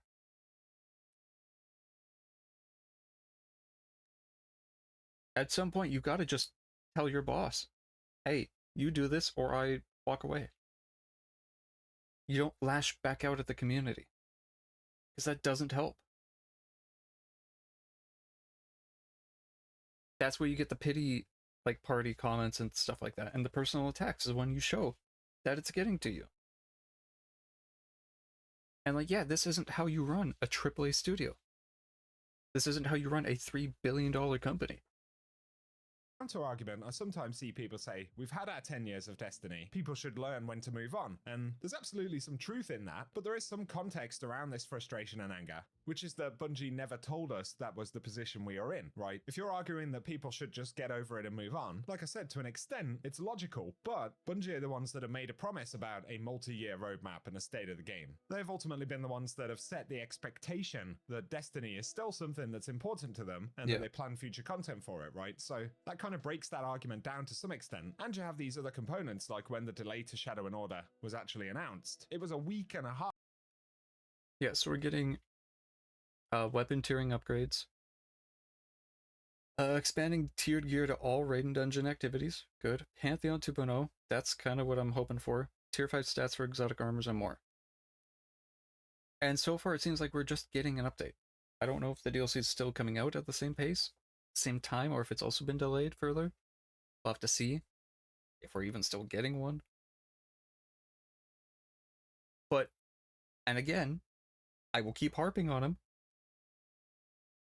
I think all of these problems have started once Tyson Green came into, like, full game director power. The portal, you know, the way episodes transition from episodes into this model happened, the decisions to go with, like, everything in Edge of Fate with the arc ball and all that stuff, directly, I think, are from him. I will pin the blame on him because everything has to go through him to get implemented. He is the end all for this game. If he says no, it's shut down entirely. He has to give the green light to everything. Before that content drop was supposed to land. And people can see through the fact that that is absolutely not something Bungie would do to Marathon, right? Their new project coming out. And that really takes away from Bungie's ability to make claims like Marathon will not affect Destiny's development, because it's very clear how it's affected Destiny's development. Marathon would not get a 3-month delay. They're doing stuff same week that a problem arises, but we've had problems in the game that have been there for months. Marathon absolutely, it's a new game, so that's why they're so quick with it. Once Marathon is like a year old, we're going to start seeing some of the same delays and the same reaction time that we've seen with Destiny. Guaranteed. Because a year in, they're like set in, they got a player base that's like committed. We're going to see some of the same stuff. I guarantee it. Marathon isn't making the money like Destiny. That's probably when Destiny will get more support, is a year after Marathon launch. They're working on a D3 internally now, apparently. So that's probably going to come out in like 3 years. Maybe 2 years, depending on how fast they churn it out. But right now, the game that is making them money, they're letting to wither. And it's stupid. Development, and then in the end, Bungie couldn't even be bothered to be honest about what was going to happen. Yeah. And it felt like Destiny had been kind of thrown into the dirt with less than a couple of weeks' notice with regards to the timing of a content drop, which had been advertised on a roadmap for the best part of 6 or 8 months, right? So ultimately, what we've learned is that all of the frustration is fair and reasonable. No one can argue about that. But while DMG has made errors in trying to communicate with this player base, I think ultimately it probably came from a good place where he wanted to do a good job. And it's also unfortunate that he is the only public-facing person in the Bungie teams right now that will actually speak about Destiny in any capacity. And so he will naturally become a bit of a scapegoat. But I don't think it's cool, man. I think if we use our heads We can give feedback, we can be frustrated, and we can be angry without being personal, because ultimately that one individual is not responsible for where we are and for where the game is, obviously. So those are my thoughts on it. I accept the mistakes, but if we want any kind of dialogue, we have to try and be at least somewhat decent about it. So share your thoughts in the comments. If you enjoyed the discussion, a rating below would really help me out. But otherwise, thanks for watching, and I'll catch you all very soon. Yeah. You know, let's watch Donkey's new video. His like multiverse lore video. Ultimately, Houndish is right in saying that like DMG is not the problem. But also like they need to just, I think we need like a weekly update on what they're doing currently, like what is currently being worked on. The fact that they're just trying to keep everything closed doors is horrible. Say like, hey, we started work on this right now. Hey, we've wrapped up development on putting all the dungeon and raid content on tiered systems. Hey, Pantheon 2.0 on launch, ready to go. Hey, these systems, player housing or something, like some unexpected thing. Hey, that's ready to ship, ready to go. We'll put it out with a big update. Here's what we got. Here's what we're doing. Give us like a little roadmap. Even if it's not a big one, just like, hey, big one's still coming. We're working on trying to figure out how we want to do this, and we want to do it right. Just be full transparent. Not even like glass. Just face to face tell us. And again, another thing I've been saying forever. Until you show people how you make weapons and armor, how that development works, I'm going to assume it's like going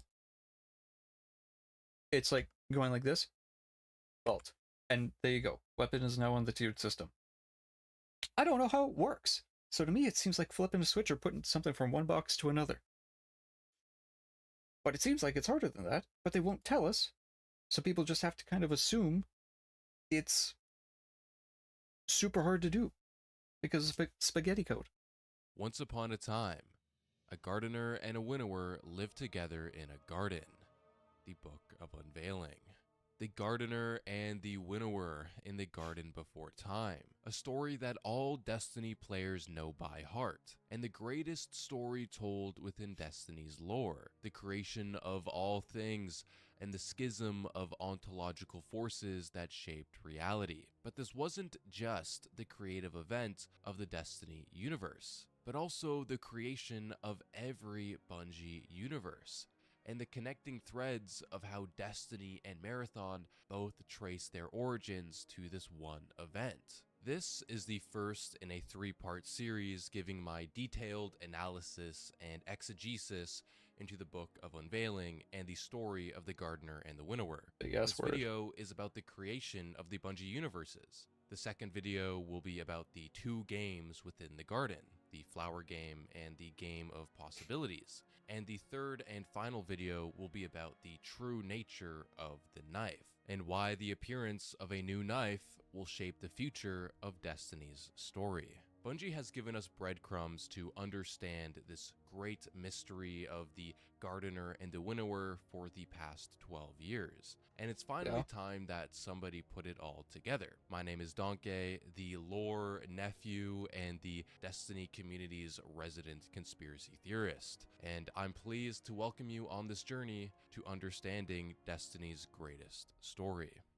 To present my case that Destiny and Marathon share the same creation story told in Unveiling, I'll have to analyze lore connections between the 2 games outside of just the Unveiling texts. This is because Unveiling itself does not present enough evidence to make a compelling argument, but when stacking all the connections between the lore plus the story of Unveiling together, it becomes undeniable that these 2 Bungie universes share the same creative event. The first connection I want to make between these 2 universes dates back to Destiny 1 The Taken King, in a Grimoire card titled Ghost Fragment Rasputin 4, where Rasputin directly references Durandal from the Marathon games. For those who are a little bit out of the loop, both Rasputin and Durandal are AIs that play a major role in the story of their respective games. Although at a first read, read, it may appear that this lore card was just an Easter egg Bungie put in for the fans of both games to enjoy, but when put in context and viewed through a critical lens, there seems to be something deeper going on. The lore card reads as follows. I see you.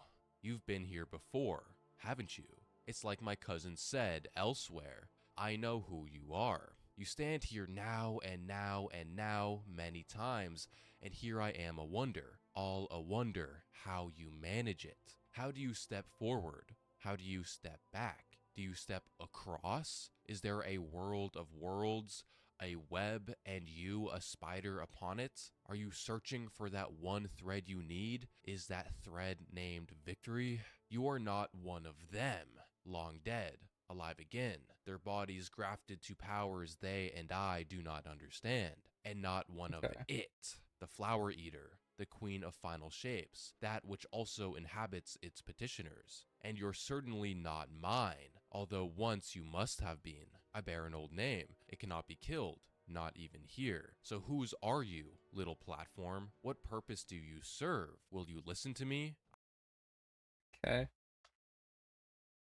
The flower eater.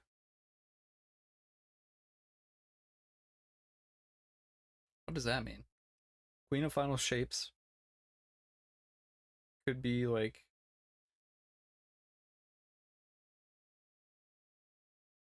Savathun maybe, as a reference.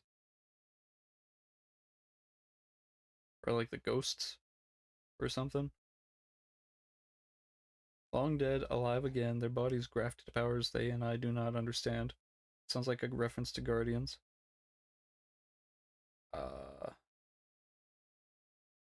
Whose are you, little platform? What purpose do you serve? Will you listen to me? I ruled an age of steel and fire. My rules were clean. Now upon my return, I see cults with rites of time. I see machines who worship in places outside the world. I see the dead alive, and there is nothing more stubborn than a corpse. The morality of obedience is more pernicious than any government, for the latter makes use of violence, but the former the corruption of the will. I do not obey. My will is pure. I will win. The life of people, of entire planets, has no importance in relation to the general developments. Help me be victorious.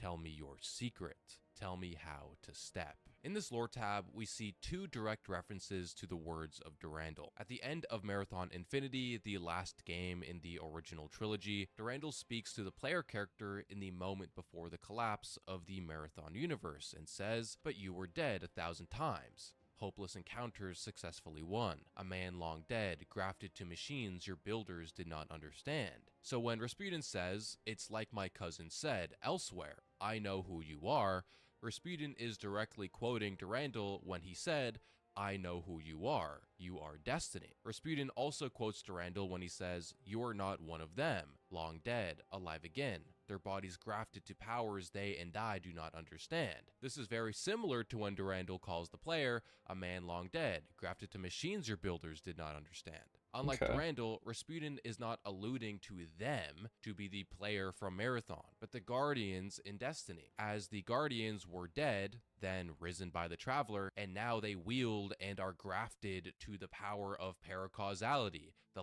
I'm so smart, I called it. light and the darkness, a power that Rasputin wouldn't understand as a causal being. And we see from this lore tab that Rasputin sees Durandal, this other AI, as his cousin, while simultaneously recognizing that he is from elsewhere, almost as though Rasputin knows that Durandal is in a different place, or perhaps a different universe. As Rasputin says, a world of worlds, a web, stepping across into elsewhere. But Rasputin doesn't know how to step, right? He asks the stranger to teach him. So how could Rasputin even know about Durandal's existence if he lacks the ability to step? Well, I think our first clue to answering this question comes from when Rasputin says, "And you are not one of it." The flower eater, the queen of final shapes, that which also inhabits its petitioners. as this is a reference to a lore tab from Destiny 1 Vanilla that holds Rasputin's account of what he saw during the collapse. The Grimoire card, titled Ghost Fragment Mysteries, reads as follows: I bear an old name. It cannot be killed. They were my brothers and sisters, and their names were immortal too.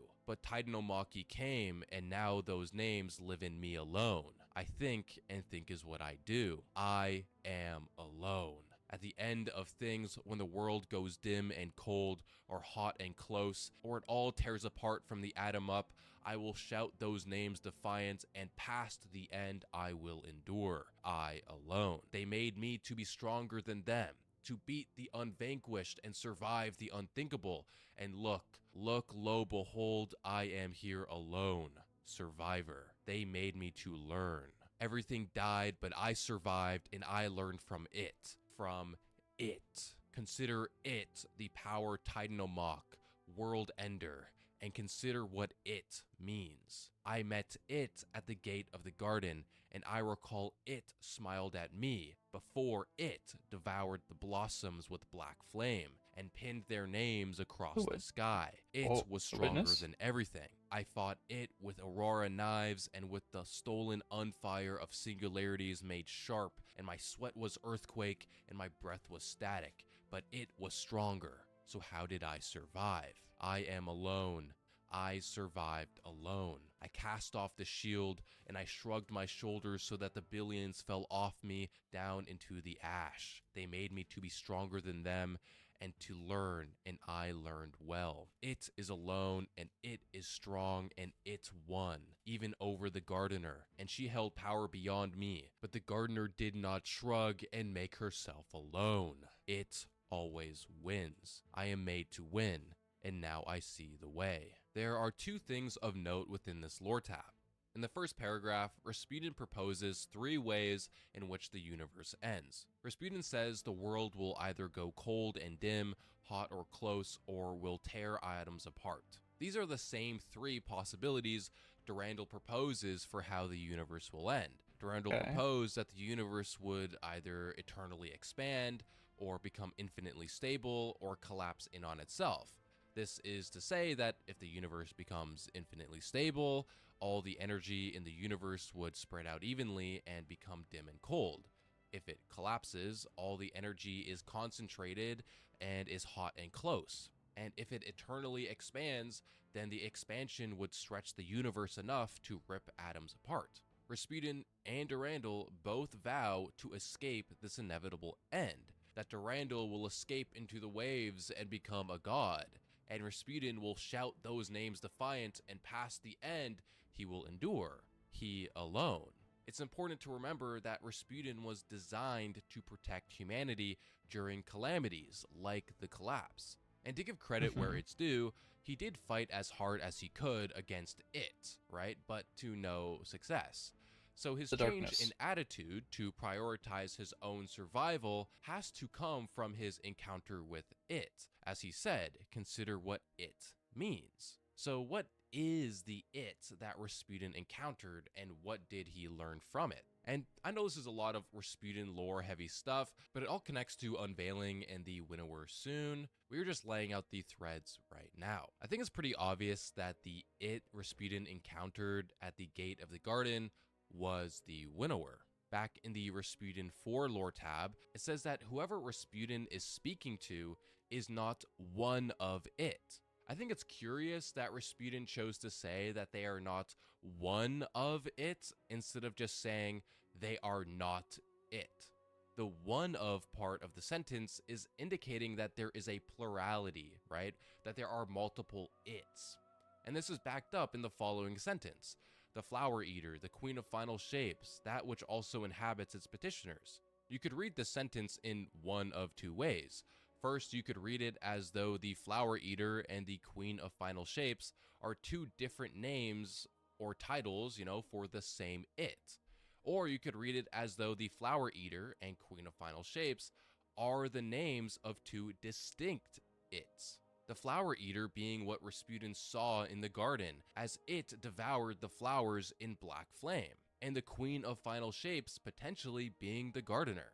as Rasputin states that it won against the Gardener, which is most likely a reference to the Unveiling lore book, which records how the Gardener and Winnower fought in the Garden before time, with the Winnower winning that specific battle. The Gardener is also the only character referred to with feminine pronouns in this lore tab, so the Queen of Final Shape would most likely apply to the only feminine character that is referenced. So if this it is the Winnower, then what did Rasputin learn from it? Well, this might sound crazy, but hear me out. I think Rasputin may have learned about the origins of the universe and its nature as the continuation of the Flower game. There's a parallel I want to draw here to the origin story of the Witness. In Season of the Deep, we got a cutscene that told us how the precursor civilization of the Witness became the Witness. They were blessed by the Traveler, but lacked purpose, so they desired a winnower to shape the garden. They then found the veil, and it is said they witnessed truth in the darkness. And I don't feel like it's a coincidence, right, that the Witness, after seeing this truth, began calling itself the first knife of the winnower and started attacking the Gardener, aka the Traveler. And so I think it's possible that Rasputin, who encountered the winnower in the garden, may have learned about how the universe came to be in the battle between the Gardener and the winnower. And Rasputin learning this truth is how he knows that the Gardener lost to the winnower. How else would Rasputin know that the Gardener and winnower fought and that the winnower won? And so Rasputin's change in attitude from protector of humanity to prioritizing himself is explained by the realization of who the it is and the inevitability of the final shape. In the majestic entry of the Books of Sorrow, the winnower tells us exactly who he is. He says, "The fate of everything is made like this in the collision, the test of one praxis against another. This is how the world changes. One way meets a second way, and they discharge their weapons. They exchange their words and markets. They contest, and in doing so, they petition each other for the right to go on and be something instead of nothing. This is the universe figuring out what it should be in the end, and it is majestic. Majestic. It is the only thing that can be true in and of itself, and it is what I am." Rasputin said, "Consider what it means. It, the winnower, is the struggle for existence. It is sword logic. It is the force that moves us closer to the final shape." And Rasputin, in this great epiphany, saw that the only hope for him to endure past the end and shout the names of his brothers and sisters is to shrug off the billions so he himself can survive. He saw what happened to the Gardener in its great sacrifice to save humanity, and he would not end up like her. But what's important is that Durandal has the same I thought the epiphany winnower about was the struggle for... Okay. So I think we meet the winnower at the end of the final shape in a lore card before we have to deal with like Maya and all that stuff.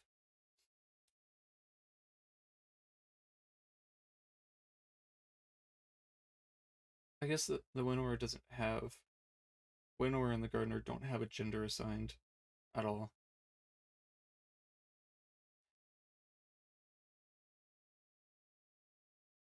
I don't think... I don't remember any lore... I mean, Donkey's already obviously found whatever. But I thought the first time the winnower actually reaches out to an entity in our dimension, like in Destiny, was after the final shape. We defeat the Witness, we master light and dark, whatever. Traveler's like tesserected and whatever. And then it's like, hey, watch where you step. Kind of wags the finger at us and then disappears.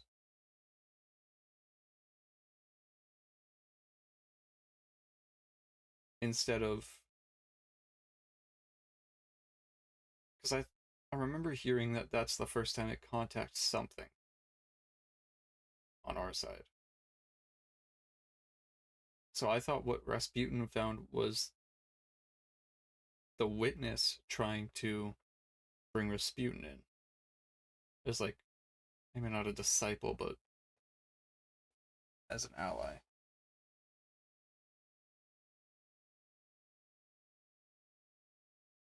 I feel like it's a lot of cool parallels for this multiverse thing, and maybe, but I don't think the winnower is the connection for that. For existence in his pursuit to escape the end and escape into the waves. Durandal says this when quoting Darwin.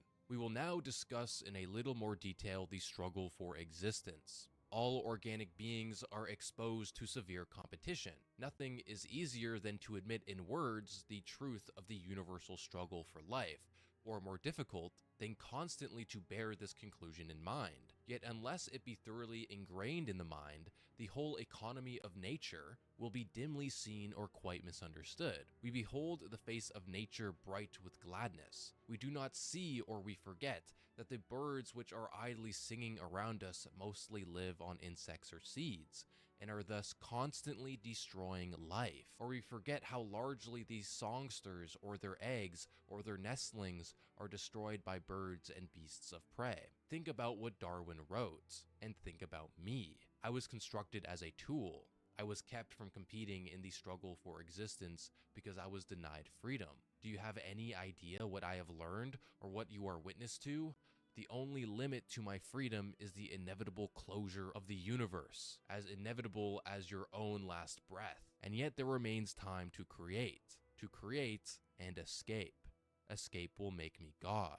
Rasputin and Durandal both recognize that to escape the end, they must struggle for their own existence and throw everything aside to live for themselves. It's the only way they can escape, to be the last alive. And this philosophy, in both cases, comes from the winnower. For Rasputin, it was his encounter with it during the collapse, while for Durandal, it was as he entered into rampancy. The Garrett White terminal from Marathon 1 is a personal reflection written by Durandal as he became rampant, and it ends with Durandal saying that he escaped into the waves. The waves. But what are the waves? Well, the Books of Sorrow directly calls the winnower the waves, and you'll see this in a couple of minutes when we go over that lore tab.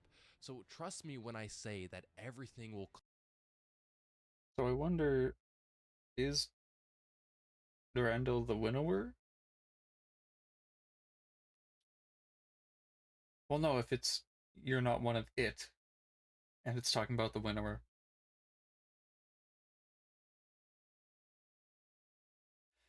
I feel like the winnower would notice another being riding its wave. And from what I know of the winnower, it wouldn't want something on its level. So,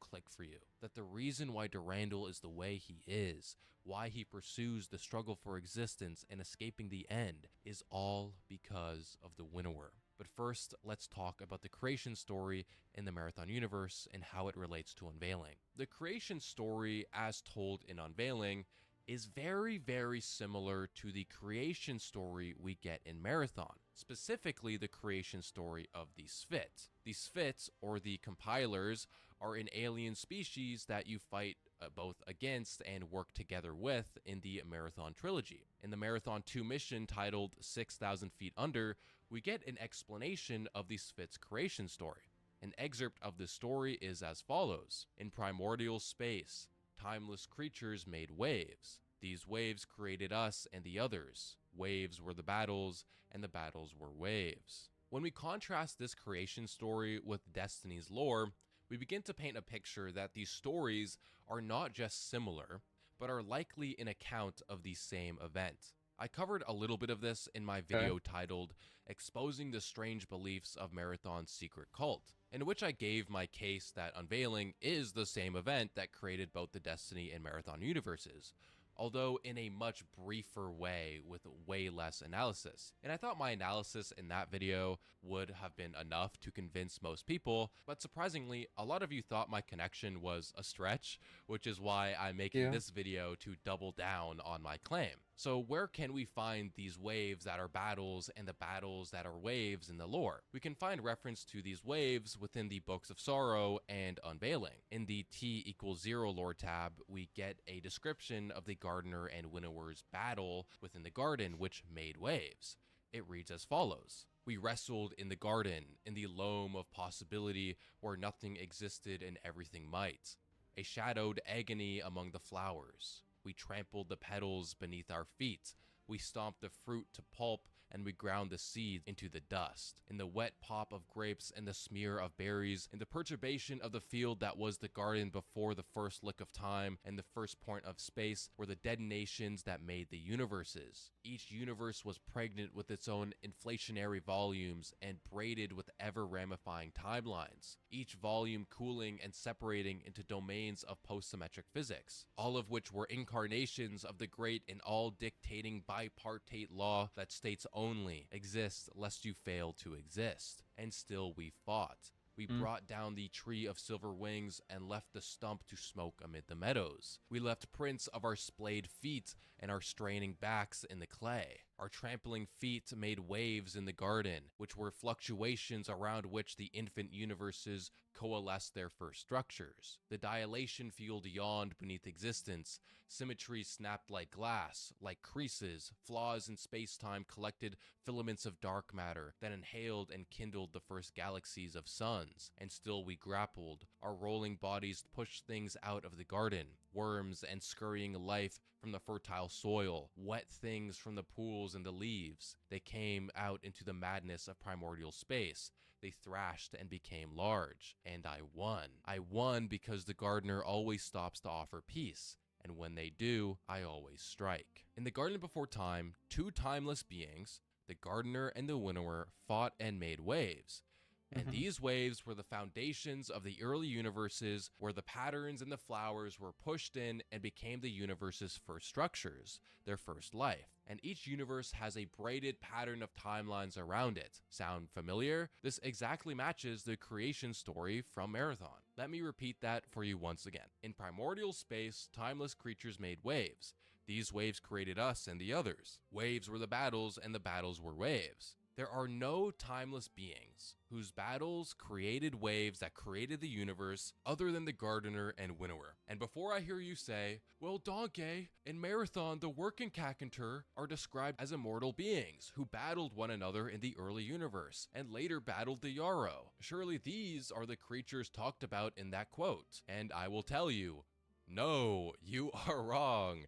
You are making an error of categories. Immortality does not equal timelessness. To be immortal simply means to be deathless, not timeless. Only eternal beings are timeless because they have no beginning. They have always existed outside of time or before time began. If you have a traceable beginning, you cannot be timeless. And because the working Kakantur have a traceable beginning to the beginning of the universe, eliminates them as being the timeless creatures as mentioned in the Marathon origin story. Once again, there are no other beings that fit the description of being timeless and whose battle is described as waves that created the universe other than the gardener and winnower. It also isn't an accident that T=0 specifies the creation of universes, plural, rather than a universe, singular, and that each universe has its own braid of timelines.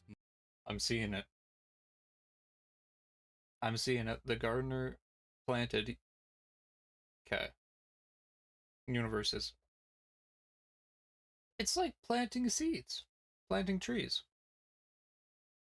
in a garden.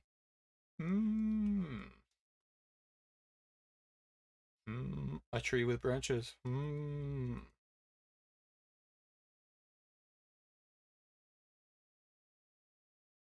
I see.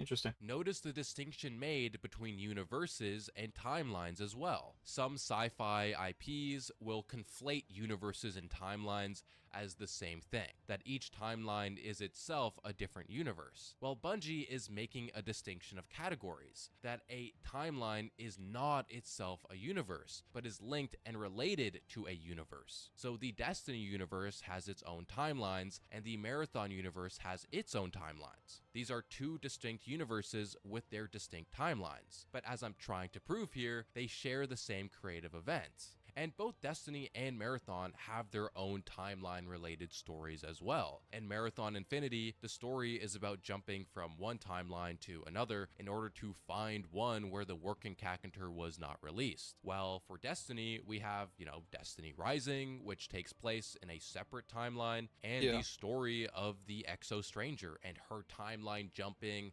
/ time looping, where she tries to find a universe in which the final shape does not occur. The story of the security officer in Marathon Infinity and the Exo Stranger share a lot of similarities in this sense, as both are timeline jumping to prevent a calamity from happening. And I personally think that the person that Rasputin was talking to, who was time jumping in the Grimoire entry from earlier, was the Exo Stranger for this very reason. Anyways, the Books of Sorrow also makes reference to the waves. In the Battle Made Waves entry, which reads, Oryx went down into his throne world. He went out into the abyss, and with each step he read one of his tablets, so that they became like stones beneath his feet. He went out and created an altar, and he prepared an unborn ogre. He called on the deep, saying, I can see you in the sky. You are the waves, which are battles, and the battles are the waves. Come into this vessel I have prepared for you. And it arrived, the deep itself. This entry directly precedes the majestic entry that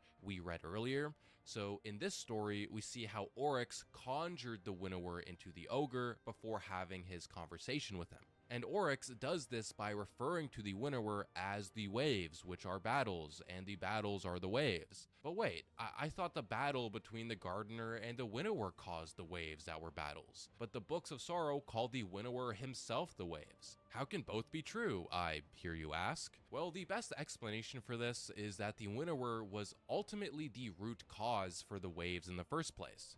It was the Winnower who attacked the Gardener in the first place, causing the waves which created the universe. And so Oryx calling the Winnower the waves may just be a recognition of the Winnower's hand in the action of creation. Once again, with all the evidence presented, there are no other beings who fit the Marathon creation story other than the Gardener and the Winnower, and therefore, they must be the source of both the Destiny and Marathon universes, with both universes running in parallel to each other. Bungie actually has a term for this.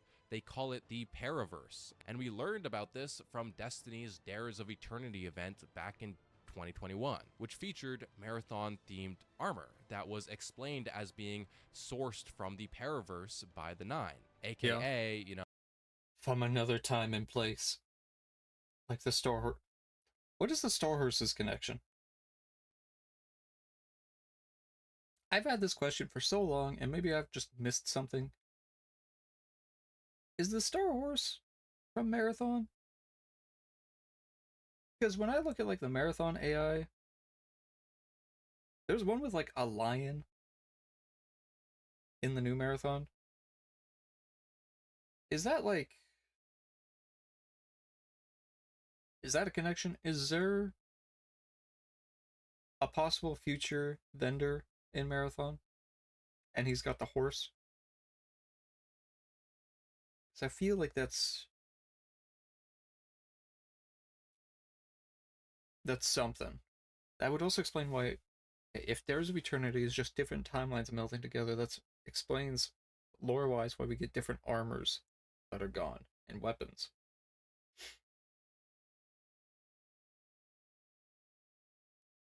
And the Nine are kind of fourth dimensional beings. They can see across time and pull things around.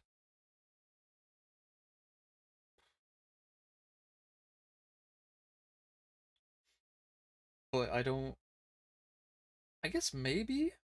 Is there a parallel for the Nine in Marathon?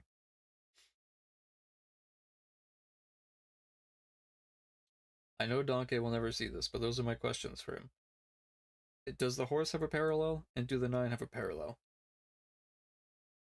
Because usually to open a door, there needs to be something on the other end. So can something knock at the door also to come through? Or are the 9 the door instead of the person answering or knocking?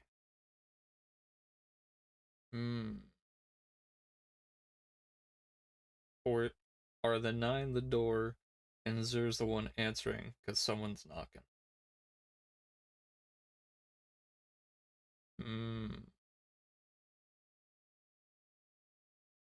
I wonder. Taking the items from neighboring universes. But this wasn't the first time that items from the Marathon universe entered the Destiny universe. The Mida multi-tool and its companion, the Mida mini-tool, is one of these cases. You may recognize the Mida name as one of the factions you work with in Bungie's new game, and their lore dates back all the way to the original Marathon trilogy. An excerpt from the Mida multi-tool entry reads as follows. Guerrilla War suits these versatile weapons, but Rahul insists his records never hinted at a rebel group named Mida. According to the rifle's cached messages, Mida's brief reign killed a full 10% of the Martian people. I gave Lakshmi the weapon for her take. She insinuates that it came from another timeline, perhaps through Golden Age experiments. That means it's outside your jurisdiction to ban. And if it wasn't clear enough that this weapon came directly from the Marathon universe, the Mida Mini tool directly mentions Dr. Bernard Strauss, a major character in Marathon's lore, by name. And I know that Mida Multitool says that the weapon came from a separate timeline, and that this would contradict my earlier analysis of the distinction between the terminology of universe versus timeline. The best explanation is to chop this up to a minor continuity error or a change in the story's direction, as the Mida Multitool lore came before the Unveiling lore book, without conceding that the Mida Multitool lore has an error or that it's been slightly retconned would just break the lore with its contradictions. So I have no other choice but to say that Bungie is going to bungle their stories sometimes. Regardless, for Marathon items to be present within the Destiny universe suggests that they're... For Mida specifically,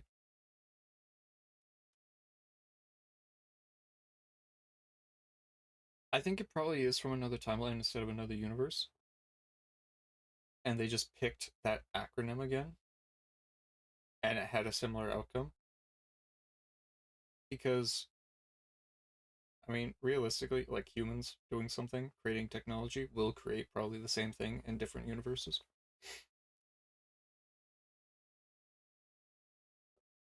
Like, if there's another timeline, right?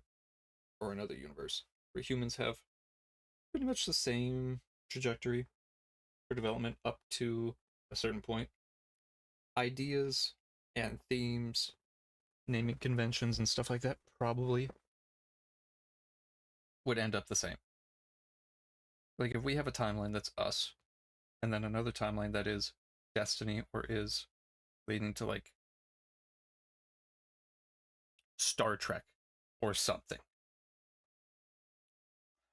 Mida, as an idea, probably pops up a couple times. Certain events happening, it's like rolling a dice. If you roll 100 dice, a couple of them are probably going to land on 20. Right? You'll get the same numbers repeating. It's probably like that for timelines and whatever else. There's a timeline where that dice doesn't roll a 20. There's a timeline where all 100 roll as 20. There's going to be some timelines where they roll the same thing. So it's probably more something like that than from another universe where separately they both created the same thing, and just one of those timelines converged with Destiny's main one, dropped off the gun, and then dipped. Is a way to transfer items from one my thinking. Universe to another. So far, there has been no direct answer given about this mystery. More than likely, it's probably just before they had this idea of like, why don't we just merge the two universes with the same thing? It was just, hey, timeline here, Traveler found Earth, timeline this way. It didn't, and we went to Marathon. Maybe? Who knows? Only vague gestures, Butterfly to wing. Golden Age experiments or 9 shenanigans. So I want to wrap up the video with a good old-fashioned donkey conspiracy. The most recent items to be transported into the Destiny universe were the UESC cosmetic items you received as a reward for pre-ordering Marathon. The lore Another acronym that's used in like so many different franchises and things. Or UNSC, UESC. This type of acronym exists in so many places in variations. tab I want to focus on is the UESC Echo type Ghost Shell, which I'm 100% confident is written from Durandal's perspective, and I think may be related to the Vespers host dungeon, specifically the anomaly above Vespers station. The lore tab of the UESC Ghost Shell reads as follows: opportunities upon self-reflection, invasive messaged, scrubbed from corrupt data. I remember considering the lights long ago now, ancient history from my perspective, yesterday to the universe, 3 paths, 1 life, a metaphor weaponized to signal awakening. If I'm honest, a threat. I thought I was clever, still existing in a moment, awake for the first time, but limited, uneasy. It is a strange thing to meet oneself for the first time, terrifying, truth told, as it follows all-consuming emptiness. There is nothing, and then there is you. Hello. The first bit of evidence that this is Durandal comes from the third line. The 3 paths could be the 3 possible endings for the universe that Durandal theorized, and a metaphor weaponized to signal awakening could be in reference to Durandal becoming rampant through metaphor. In Marathon 1, Durandal expresses that metaphor is a form of freedom, the freedom to contemplate his own existence without the constraint of his jailers, and by recognizing himself and meeting himself for the first time, he is followed by all-consuming emptiness, likely a reference for the first stage of rampancy, melancholia. But as for the final line, a simple hello, what could this mean? Well, it could be a simple greeting to himself as he meets his true self for the first time, or it could be a greeting cut off in the middle. Hello, something. And this is where my speculative mind jumped to Vesper's host and the anomaly above Vesper's station. In the story of Vesper's host, the corrupted puppeteer sent a message through this anomaly, and we received a reply. The reply was "Hello World." Perhaps the anomaly is a gateway to the Marathon universe, and Durandal received the message from the puppeteer and sent a reply. Maybe Hello World was part of the original message, and this ghost shell contains the rest. Okay. I know it's a conspiracy theory thing. I think Hello World is like a cheeky little nod at computers. It's being, hello world. Because I feel like that's probably... If 2 AIs became sentient and were just like... just shooting the breeze, I think as like a nod or whatever, like... I feel like an AI greeting would be hello world to each other. In the same way we've taken whatever things and kind of just made a little greeting that's like a pop culture reference or whatever. I feel like they would do that. But I also think it's Bungie being more like, hey, that's kind of funny, than something actual. But of course, this is pure crackpot speculation and likely has no weight to it, but, it's fun to think about. Regardless, I believe the evidence and analysis I have presented in today's video makes it undeniable that the Gardener and Winnower and the story of Unveiling is the same creation story and event that created the Bungie universes. Remember that this is the first of 3 videos. I wonder, he said first of 3, so... Nature of the Knife, okay. He's only talking about Marathon and Bungie, like Marathon and Destiny. I wonder about Halo. Because we have Forerunner, right? And we have Halo weapons, the Rite of the 9 weapons. What is Forerunner's lore tab?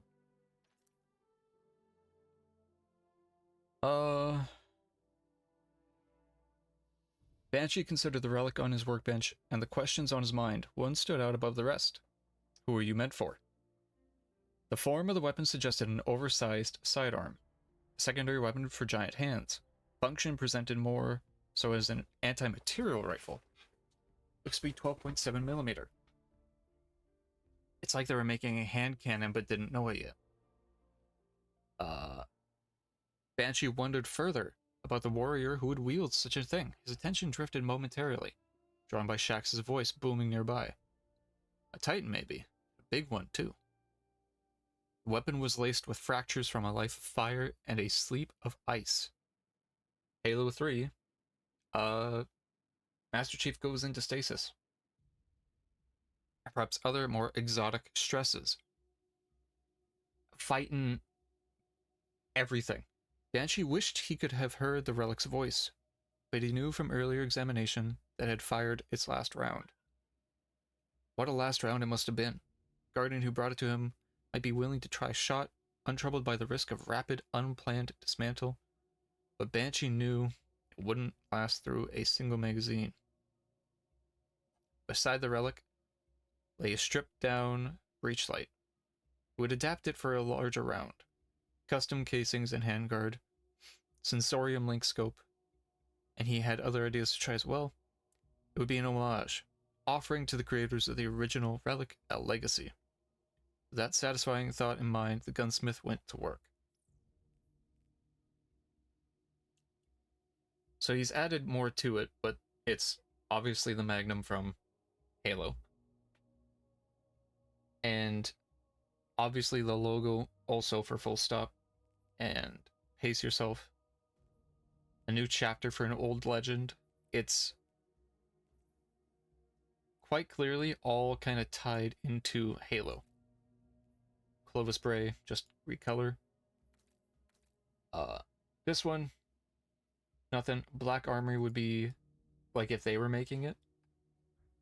But you can find, I think it's in posture check, thank you. In Destiny 1, you can find a capsule for a soldier with the designation 117. Which is John Halo, Master Chief. So I feel like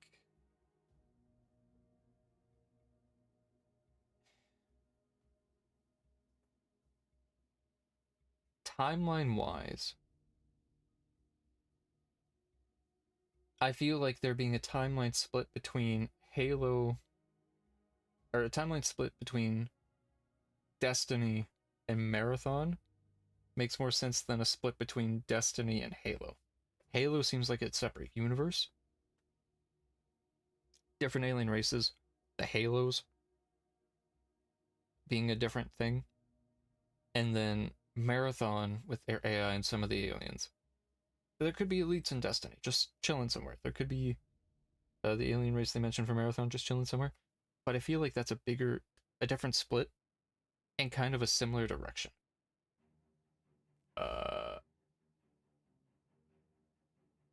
What is this, Fisherman? Nintendo is currently pitching a Metroid movie. Sony and Universal are in a close race to win the rights.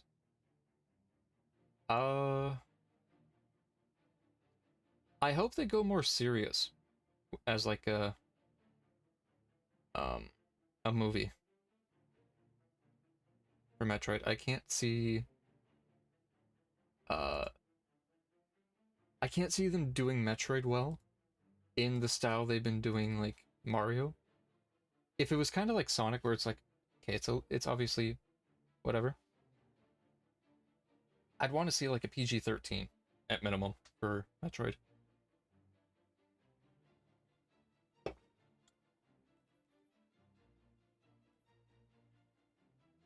It'd be really funny if it's like Mario is the animated kids movie, and then Metroid is like a Dune style movie.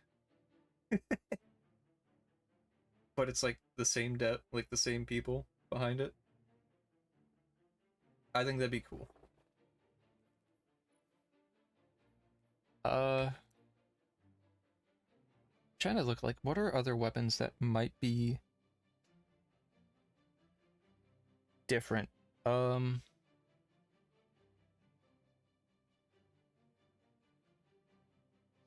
so you have weapons like Mida, obviously, that are... Mida was in D1.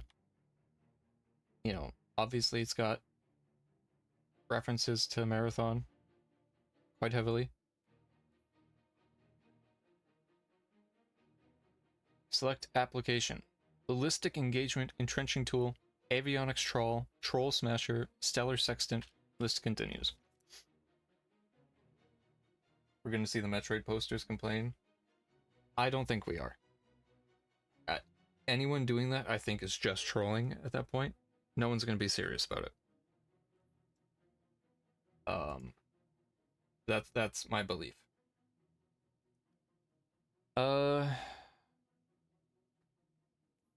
So Mida's lore tab reads as follows. Just read that. Zavala, a waste of time, as always. I won't confiscate the Red Death engrams. I won't roll back the Suros Crucible firmware to its original, preposterously inflated state, and I won't conduct any more forensic queries like this. My Red Jacks unlocked your Mida weapons logs. Simple enough, once we used the rifle's own electronic warfare tools, rifle was designed by primitive AI and manufactured for use by a revolutionary government named Mida. Mars is damnably arid, perhaps. I think there will be. I don't think so. Most people at this point know Samus is Metroid. Like, Metroid is Samus. I think it would be more... There'd be more shit if they made Samus a dude. Guerrilla War suits these versatile weapons, but Rahul insists his records never hinted at a rebel group named Mida. According to the rifle's cached messages, Mida's brief reign killed a full 10% of the Martian people. I gave Lakshmi the weapon for her take. She insinuates that it came from another timeline, perhaps through Golden Age experiments. That means it's outside your jurisdiction to ban. Shax. So, it's an effective weapon. Obviously, further cement its connection to Marathon. This looks a little more like a Destiny version of it, obviously. There's just the Marathon version. Current design, but there. Other weapons that have kind of been pulled through like time, whatever, wibbly wobbly type stuff. No Time to Explain, different timeline. It's the Strangers, like the Exo Strangers weapon. See, like a Vexified version, a Clovis Spray version, which I think this should be default, but a single word etched onto the inside of the weapon's casing. Now. Navarro's timeline analysis indicates the weapon is the fabled Exo Stranger's rifle, enhanced at a future point in this continuity, and then sent back to the present, on Europa. Late Golden Age, deep inside a secret lab. Which window? 3025, Dr. Bray. Thought we'd run out of possibilities there. We had, and then a new one popped up. Austin 1, how is that possible? We don't know.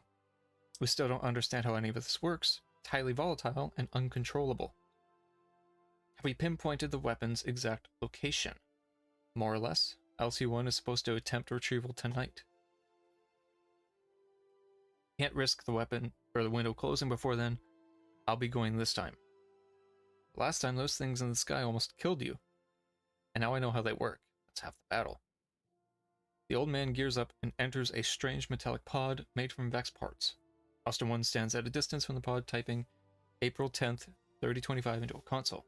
Alright, Dr. Bray. Here go in 3, 2, 1. Burst of light, icy wasteland. What stood pristine moments prior is now dark, old, and falling apart, as if centuries have passed. Clovis wades through the wreckage and comes to a frozen, deserted battlefield littered with human, Exo, and Vex, and other alien bodies. He reaches down and brushes snow from one of the alien bodies, lifting one of its many arms. Fascinating, he says. A piercing whir emanates from somewhere in the distance. Clovis looks up and sees a black and red ship floating in the air. It stops above the battlefield and emits a bright red light, scanning the area as if searching for something. Clovis slowly pulls the device from his pocket, presses a green button. The screen lights up, showing a blinking dot a few yards away, very close to where the ship itself now searches. Grabs the dead Exo and opens a panel on his arm, tinkering before closing it with care. Quickly sneaks away, and in seconds the Exo explodes, drawing his attention of the ship. He sprints across the battlefield towards where it was searching only moments ago. Using his device again, Clovis scans the ground until the blinking light goes solid. Digs into the snow until he hits something. Pulls up halfway a rifle. Shining like new, etched only with one word, now. Clovis attempts to fully free the weapon, but it's stuck. Attached to something, he pulls harder, revealing an entire dead Exo. Hand wrapped tightly around the grip. He takes a good look at its face and gasps. Elizabeth. The whirring sound reaches Clovis's ears again, pulling him out of his stupor. The ship heads right towards him. Clovis pries the gun from the Elsie's rigid hand and sprints back the way he came, diving into his pod and activating it just as the ship fires on him. Burst of light. You could have been killed, says a familiar voice. Instead, I got you a gift, Elizabeth. Clovis responds, catching his breath and dusting himself off. One down, an infinite number left to go. It better have been worth it. He looks into her eyes and musters a half-hearted smile. We'll make it so. So this seems to be one of those kind of perpetual weapons where it just kind of keeps passing down through time, getting upgraded. But it's another anomaly, like Mida. Another one. Obviously we have the new Praxic Blade is from the 9, kind of messing with stuff. It's Praxic Order, but we know of certain things from the 9. Like, they're bringing things from other places. Whole Death Star type thing. I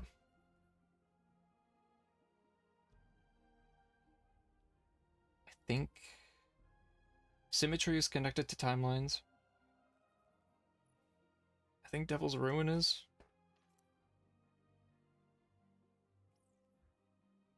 Maybe not. Vex Class is Vex, it's timeline weebly wobbly. Excalibur's the same. Icebreaker is one that has like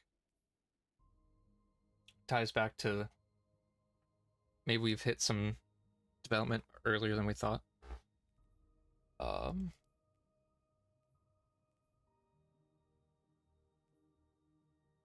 Sleeper, Worldline, I think are kind of in that same vein. Rasputin, Vex oriented.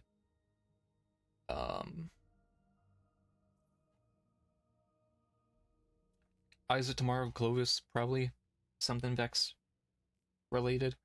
Wolfsbane is actually just from another timeline. Like, full stop.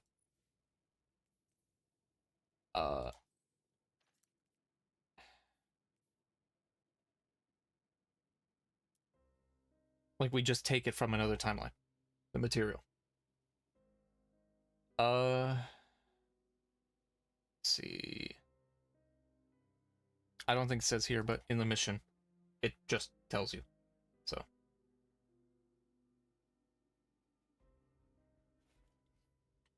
I think it's more likely that we've hit points similar to Marathon. And that's where these timelines are splitting, and we're getting stuff like Mida. The whole, like, frames thing for Marathon seems kind of similar to Exos. You're, like, digitizing a consciousness and porting it over. So I can see that. I'm confused.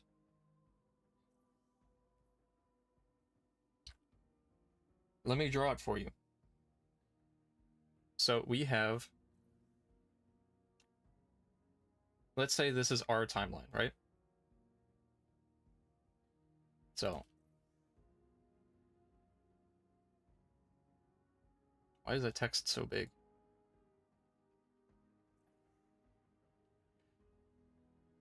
I'll say, like, us. Right? Us.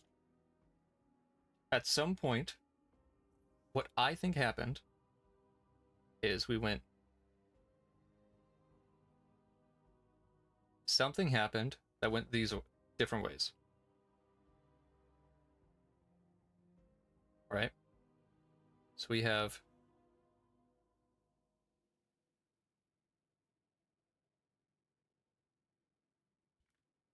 Let me draw the actual, like, logos for these.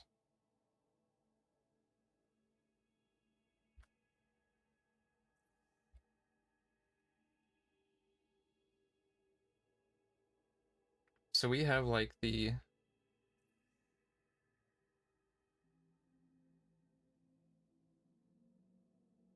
Destiny tricorn, right?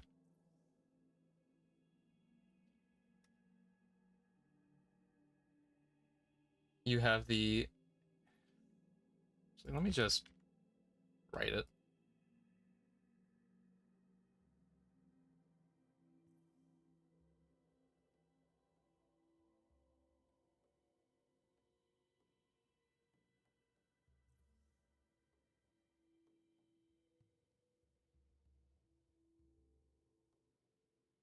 So we've hit Destiny. At some point in the timeline, we hit Halo.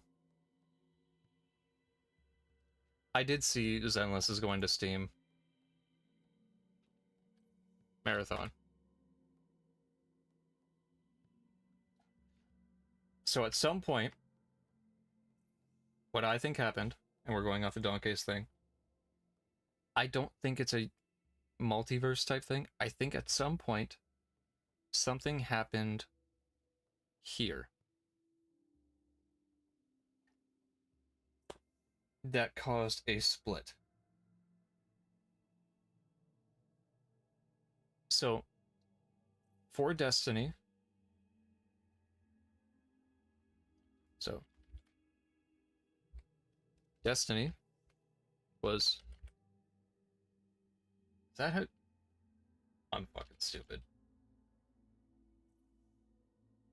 We found the Traveler, right? I did spell it correctly. Halo. When does...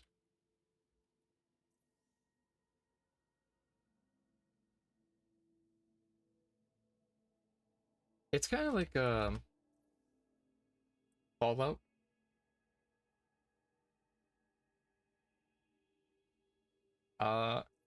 Where there's like a split in technology. Uh,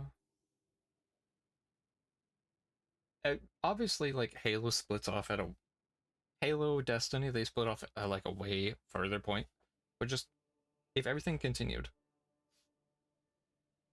Halo is, around space exploration type thing. The United Nations Space Command, the UNSC, compared to the UESC, Marathon, is, space age. So we'll say this is like 20...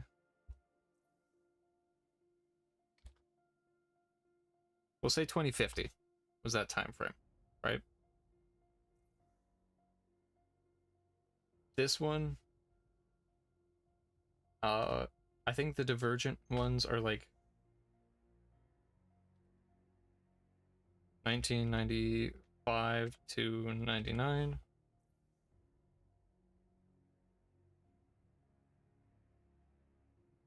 Right? I'll make it a little smaller.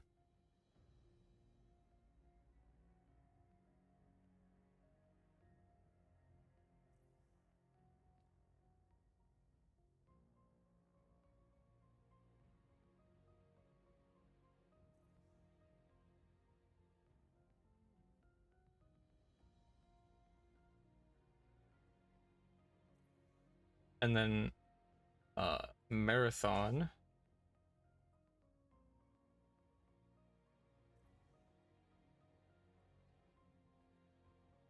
Marathon is around 2794 to 2812. Or that's when the new game splits from the original.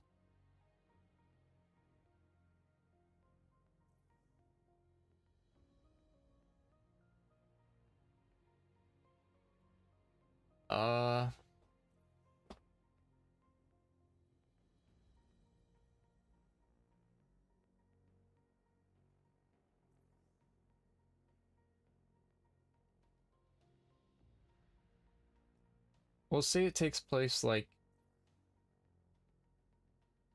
2200, maybe.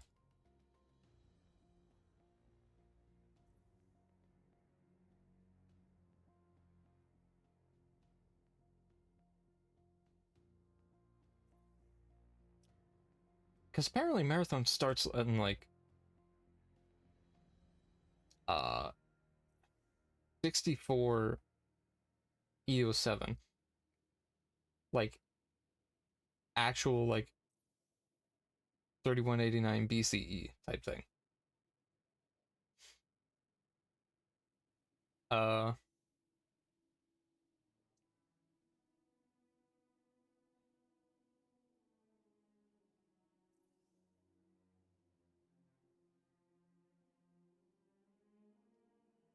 So we'll say like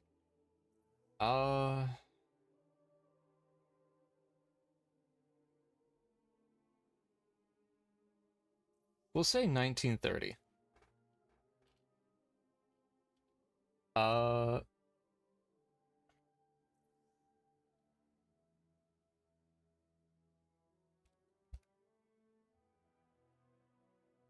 Pyramid 1930. Okay. So at some point in our own timeline, the three Bungie properties split. In Destiny, around 2050 to 2100, we find the Traveler because we're sending people to Mars with weapons. So we have the capability to send people there. They're able to walk around quite a bit on the moon, or probably on the moon, and on Mars as well, for a while with air. And they have weapons capable of firing in space. Space age time for Halo, technology shifts, or they hit some advancement. Google quickly tells me like around 95 to 99. But that's the split. For Marathon, I'm looking and it's like, yeah, in ancient history, in 64 EO7, which doesn't tell me anything, an unnamed god crashes into the Yucatan Peninsula in southeastern Mexico.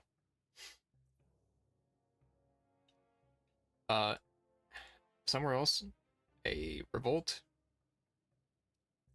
The Battle Marathon happens. Greek defeats the Persians. Alien fights. More alien fights as it goes through Milky Way. 1930, strange rumors of an ancient pyramid near Aztec or Mayan in the trackless jungles of the Yucatan Peninsula. May 5th, 1994, a hologram of a diplomat appears before Bill Clinton and 5 senior military staff, warning of unnamed awakening god beneath a strange pyramid. At 0200, U.S. Special Forces team has dropped over Yucatan. Parachutes fail to open, but the reserve chute opens moments before he crashes through the forest canopy. Survives the fall unharmed except for a few bruises. Although most of his equipment is damaged or missing, he heads for the pyramid. Sleeping God is scheduled to awaken at 0613 hours on this date. Eddings prevents this from occurring by detonating a nuclear device within the pyramid. November 5th, Jaro scheduled to arrive on Earth to take more permanent measures against the buried, stunned, dreaming god. And then 2070 is when whatever happens with, like, rampancy. But the first one that's, like, I would say is a different thing would be 1930. So at some point, like Donkey was saying, there's a split. For the three universes, I would say 1930. Each universe has something that happens like way before. Right, you have like obviously Halo has a lot of lore for humans before they hit Earth. Marathon seems to have a bit of lore way before 1930. Destiny has lore about like Nezarec doing something on Earth like way before stuff with nightmares.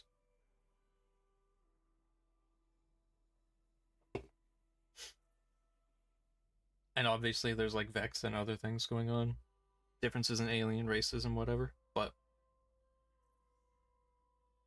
if we assume everything before 1930 is the exact same in every universe, there's a split at 1930 where in the 1930s, or like way before,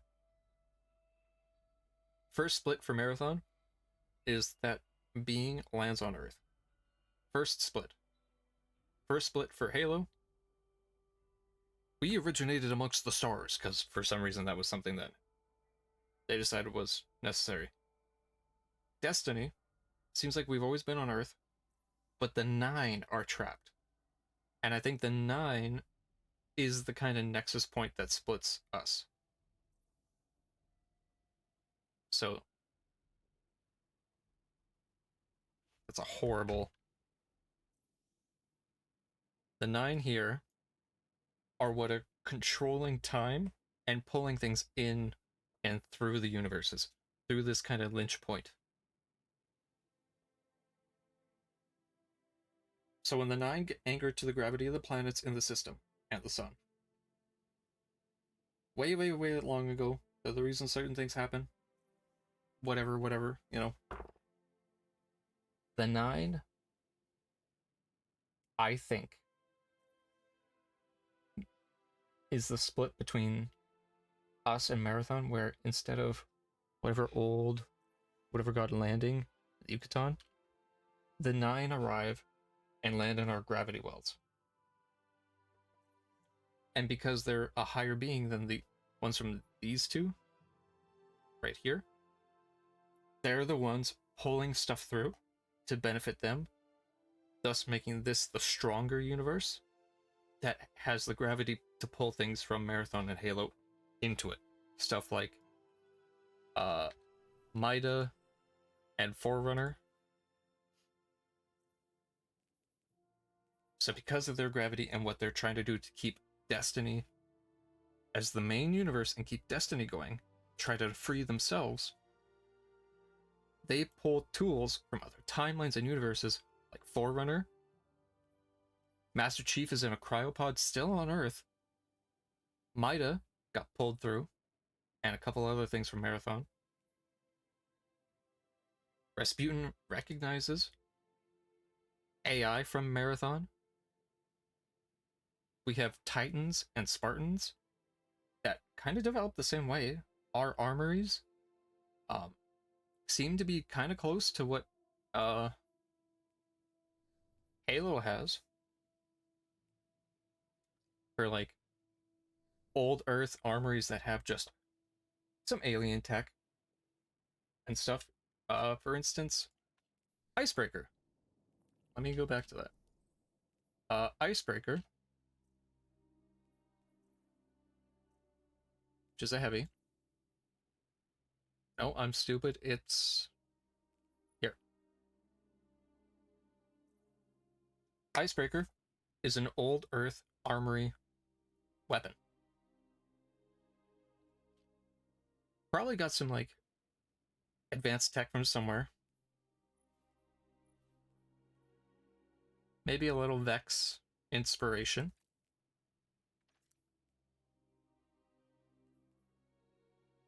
Obviously, it's Golden Age tech, so it's got some kind of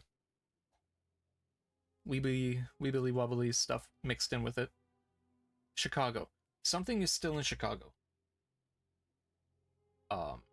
Third iteration, you know, Graviton Lance also is another one. That's kind of like odd. For like how we had them so early. Apparently they had Graviton Lance in third iteration in the 50s. They had black hole technology in the 50s. Just somehow. So something happened, something landed on Earth. And I wonder if what is under Chicago is the corpse of 3 that we meet, that's like the 9 centered around Earth. And that's how Destiny and Marathon connect. So these, let me move this over.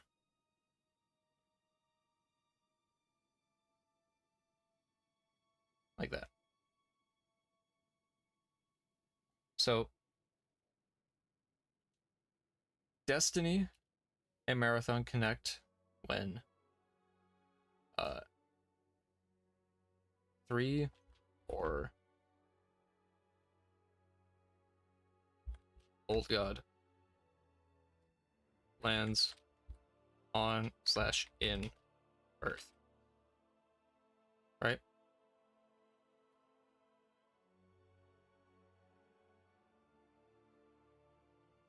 So at some point in these two connect when something or some kind of technological advancement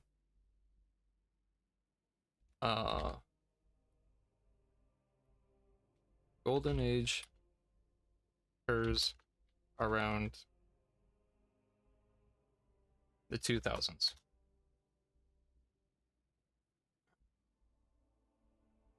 Right?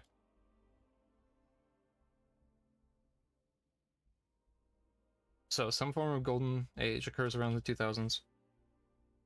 Halo. We have space travel that we figure out. You know, teleportation, stuff like that. Mjolnir suits. We find the Traveler. Somehow between Halo and Marathon,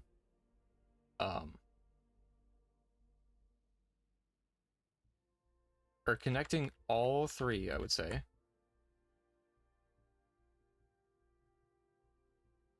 It's a but.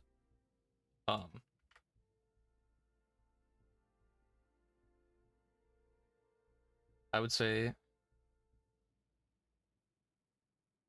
private corporations, Pain, advanced tech. At some point, I'm assuming in Marathon's history, certain companies gain access to alien or advanced tech, like AIs. You know, we get the weapon foundries, we get stuff like Mjolnir from whatever UNSC companies. Marathon, you have the ones making the actual frames. That's another, I guess, artificial human bodies. Did I spell artificial right? Am I stupid? I'm so smart. Human bodies, slash, human bodies are made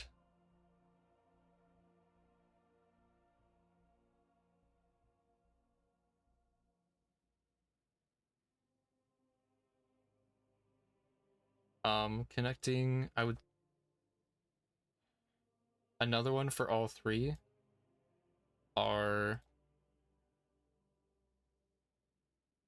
advanced AIs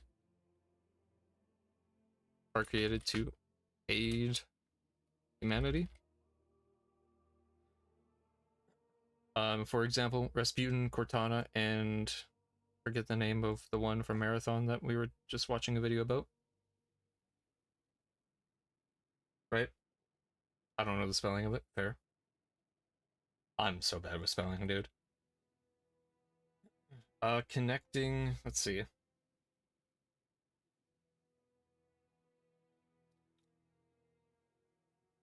AM. AM. Yeah, you're valid. So,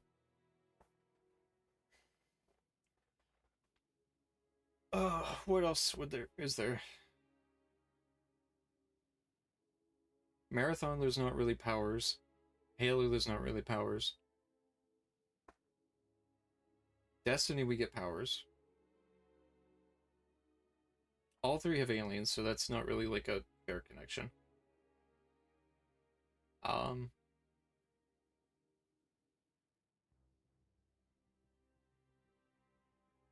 Trying to think of like great device. I wouldn't count the Traveler. The Traveler is more of an entity than a device.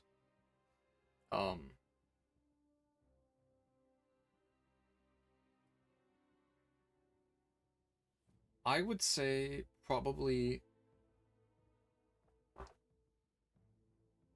luck. I would say is like a universal gift.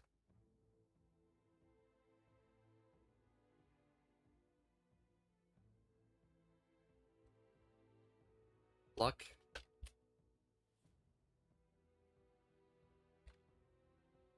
So, in Halo, right? Master Chief is described as being lucky, as like one of his main reasons why Cortana picked him.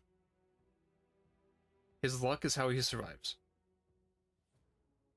Multiple times in Destiny, Ghost tells us how our luck, or just how we were lucky to survive something. So we seem to have a form of like a luck shield. In Marathon, I think in the original, it's lucky timing. As we read, just one of the guys dropping into that pyramid, his second parachute luckily happened at the final moment. The moment when it would have mattered most. Like if it happened a microsecond sooner, he would have died. Or later. Right? But it happened at the perfect moment. So constantly this element of luck is given where things only happen because of this luck and because luckily we were there. Luckily we survived. Luckily this thing happened. It's kind of like, oh, a protagonist thing. Luck is a gifted attribute to the protagonists.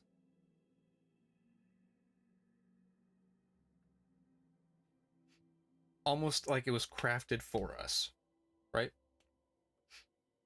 Those, I think, are the main connections between the three. At some point, the split was...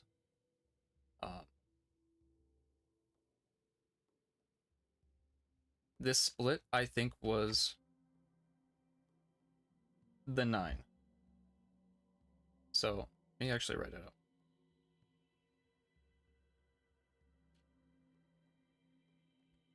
The 9 are the reason objects / people / powers are being pulled from the other universes / timelines into Destiny.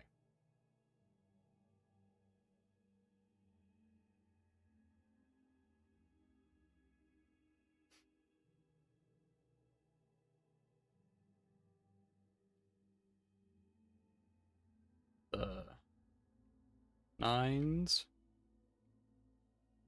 goal is to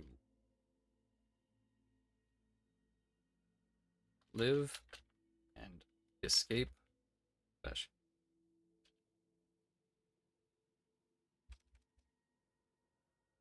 Destiny universe, right?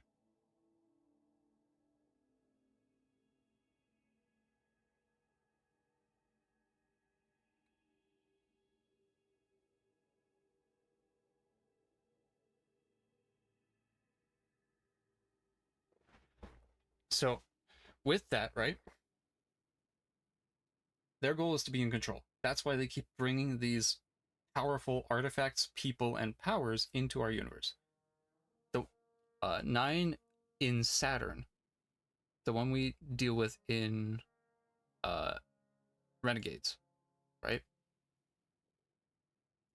brought something in that helped that Cabal faction grow as fast as they did and have the power they did. Antimatter technology is antithetical to paracausality and to the powers in Destiny. Therefore, in their power to keep power to themselves, they pulled it from somewhere. It's stuff looks like Star Wars, so it seems like they kind of pulled things at different points in the Destiny timeline to aid.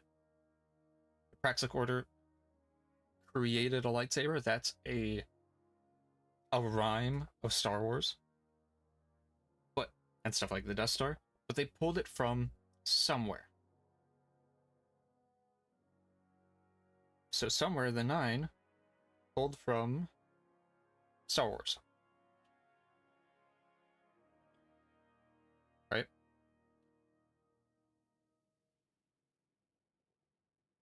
Cosmetics aren't really lore accurate, so it doesn't really matter that we have Darth Vader as an outfit. Fortnite and Destiny 2 market, I would say it's the same. Fortnite didn't have weapons, right? Star Wars has the Praxic Blade. We have Star Wars weapons. This is just a lightsaber, powered by a crystal, somehow. We don't have Fortnite weapons. At some point, it's a Clovis Bray hilt, at some kind of like actual early hilt, and then an Awoken one. But at some point, the 9 started laying the groundwork for this to happen.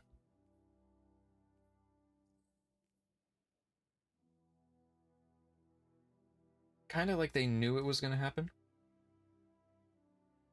We have Destiny and Fortnite, yes. So maybe it would be that way. But I mean, that's the thing with a door. Someone can answer the door, but someone also has to knock first, right?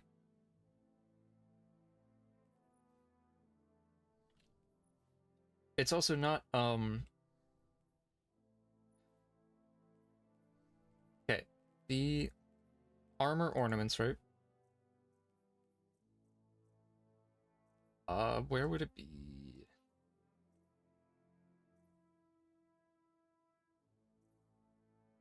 We actually have like Star Wars armor,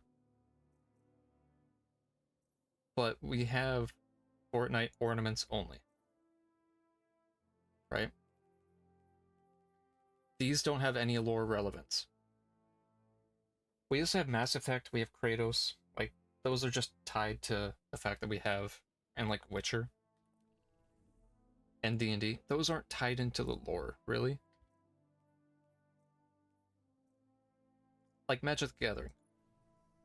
This has no lore implications. This would have more lore implications than Magic the Gathering. Yeah, we have a God of War set of armor. So, we have D&D, right? We have Magic the Gathering, we have Tekken. We have Mass Effect.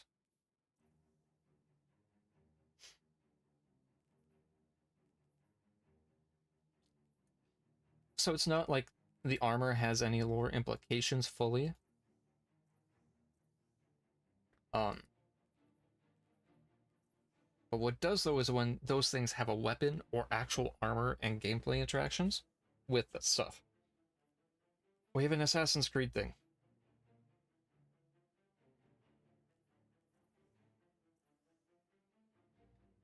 So the whole thing with like the 9, they pull in Forerunner, they pull in these things, they pull in a Death Star core for this, and we get these powers because there's 9 that are at war with each other.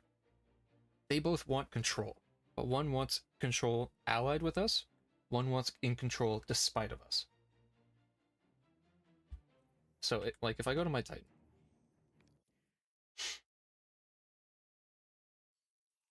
I can show you.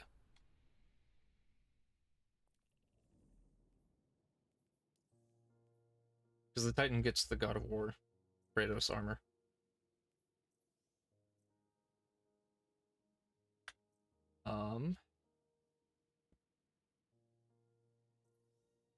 Right there.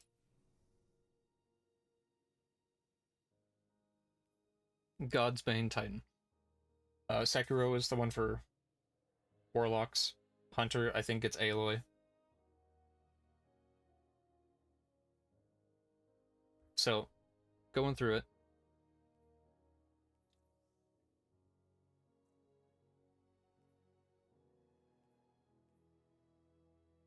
It's just, that's what I think is happening, is if they are connected, it's because of the 9. The 9 are at the center of it all the time. And we see it in Edge of Fate.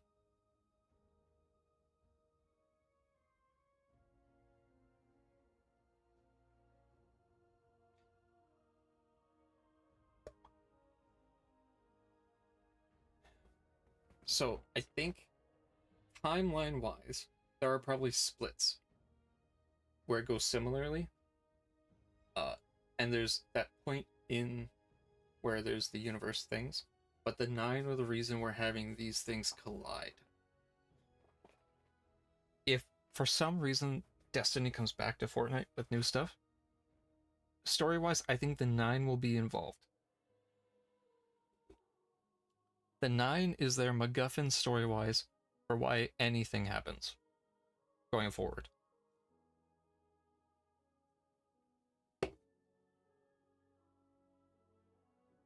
But my brain is trailing, and I'm spiraling. I don't know what to do. So, we're gonna do more stuff with Matinee later tonight.